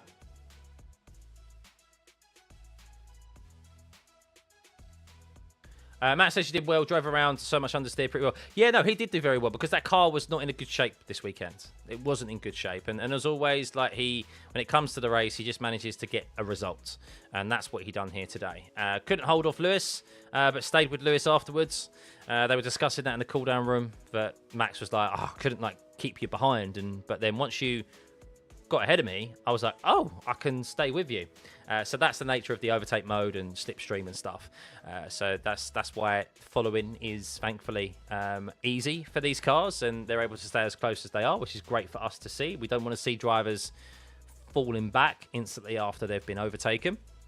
And that's why we saw the Mercedes boys go back and not totally back and forth. It wasn't yo-yo racing, like it was proper elbows out racing for a good few laps. So these are the driver standings points, yes, on your right-hand side. So the left-hand side is previous, adds the points that they've gained, and then the right-hand column is the points they're on at the moment. Which race seemed better in terms of moments? In terms of moments, probably... I still think Miami was a better... I think Miami was a better race because I think the race has the benefit of being entertaining to the end of the race, like throughout, even for the race lead. Yes, of course, Lando and Antonini didn't chop and change positions, but that battle was very interesting to watch, and I really enjoyed that race and everything that happened with it. And then you had, of course, Max spinning at the start. You had him then having to hold off George Russell and Charles Leclerc, and then, of course, Charles having the spin, and you had the Piastri having to fight his way. I enjoyed Miami longer than Canada. As much as obviously the battle with Max and Lewis was good at the end, it's a shame because George had that mechanical failure halfway through the race. It's only why it sits behind Miami for me. But I would still rate this race probably not quite a 10 out of 10 because of George's mechanical failure. I'd say it's a 9 out of 10 race. We got legitimate racing here. We got the 2 championship leaders, or the 2 teammates, rivals, championship contenders, go wheel to wheel multiple times. Attack and defense legitimately, not like yo-yo racing. They got their elbows out again. There was an incident involved with them. George went deep into turn 10. Like, they were providing us entertainment and drama, legitimate drama, and it's a shame that couldn't go on for longer. That's what's gutting about this race. But yeah, I thoroughly enjoyed it. It's just that the second half of the race, of course, was a lot quieter. That's why Miami comes out on top for me. Yeah, he got good points today, Sainz. Yeah, got really good points. Lewis Hamilton brings a large fan base to Ferrari. Of course he does. Yeah, that's one of the reasons why they hired him as well. But yeah, that is it, guys. That is it. I think I'm going to call it there. Toto said George's car had no more electricity. So that what? The battery just cut out then? Like the engine just decided to switch off on him. I mean, you listen to it back, and it is just, it's not like it's run out of power. I wonder if there's maybe something to do with the brake by wire system or something. Because as soon as he hits the brakes, and he's downshifting, the car just cuts out. The engine just goes. So something to him, electrical fault there, clearly, as soon as he's touched the brakes, has meant his engine's cut out while he was in the lead, which is just sucks. They're having a great battle, but it's also just for the championship as well, because, look, if George did finish second and Kimi won that race and came out on top in their battle, he would have lost 7 points. So he would have lost 7 points there, and he would have lost 6 points overall during the course of the weekend. So now, obviously not great. That gap would have gone to 29 points, where it was currently 23. No, sorry. It would have been 5 points overall during the course of the weekend. Kimi would have gained. So he would have been on 28 points because Kimi finished third, didn't he, yesterday? So that would have been obviously still a large gap, but there's less damage there, you know? Whereas this has happened, and it's now massive gap, 25 points. 25 points gained. This point in the season, 43 points. I mean, let's put it this way. George, so you gain 12 points. You gain 7 points, right? You gain, so it's 43 points, 35, 42. So he needs 7 race wins. So he needs 7 race wins over Antonelli if Antonelli finishes second every time. Because and 1 point more, right? 35, yeah, 35. No, six race wins. So 6 race wins, and an extra point on top of that, just to get back to having the same points as Antonelli. So that's a lot. Of course, that's depending on the circumstances that Antonelli would finish second every single time, but George wins those races. So that's minimum that George needs is 6 race wins over Antonelli, and for Antonelli to finish behind him in P2. Of course, I'm sure Antonelli isn't going to win every single race this season. I'm sure he will have some mechanical gremlins at some point as well. I'm sure he'll have some poor performances, and that is now for George to put himself in a position to capitalise on those. Just like Lando had to do when Piastri had those issues last time around. So when he was having those issues, Lando probably could have capitalised even more, but he capitalised enough, which was, of course, winning the championship coming into the year. How does Kimi not deserve the championship? Where did I say he didn't deserve? Oh, someone said, and Kimi doesn't deserve the championship, Lemens.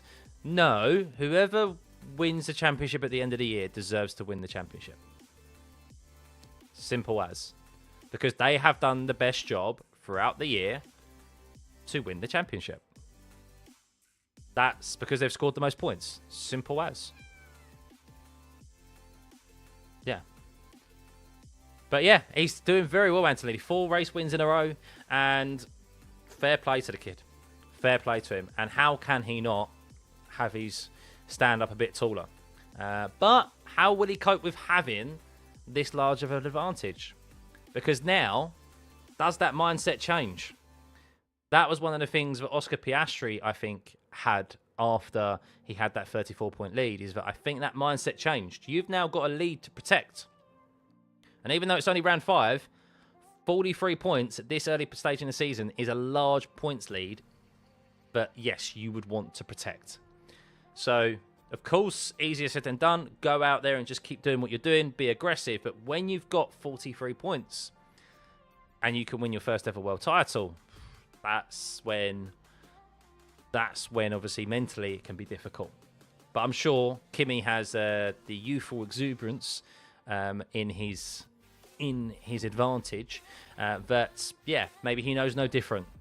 And because he is only in his second year of F1 as well, you have less experience, and that can sometimes benefit you because you don't have all of these memories of like giving up race wins, giving up championships or losing championships. So yeah, but he 100% could win this championship and be the youngest ever world championship winner. Imagine that. But yeah, I'm going to call it there, guys. What a weekend. I thoroughly enjoyed that. I hope you did too. I was looking forward to that heading into this race. Even though it's a dry race, still provided. Just a shame George had that, of course, mechanical failure. If it wasn't for that mechanical failure, I think that race would have been top tier.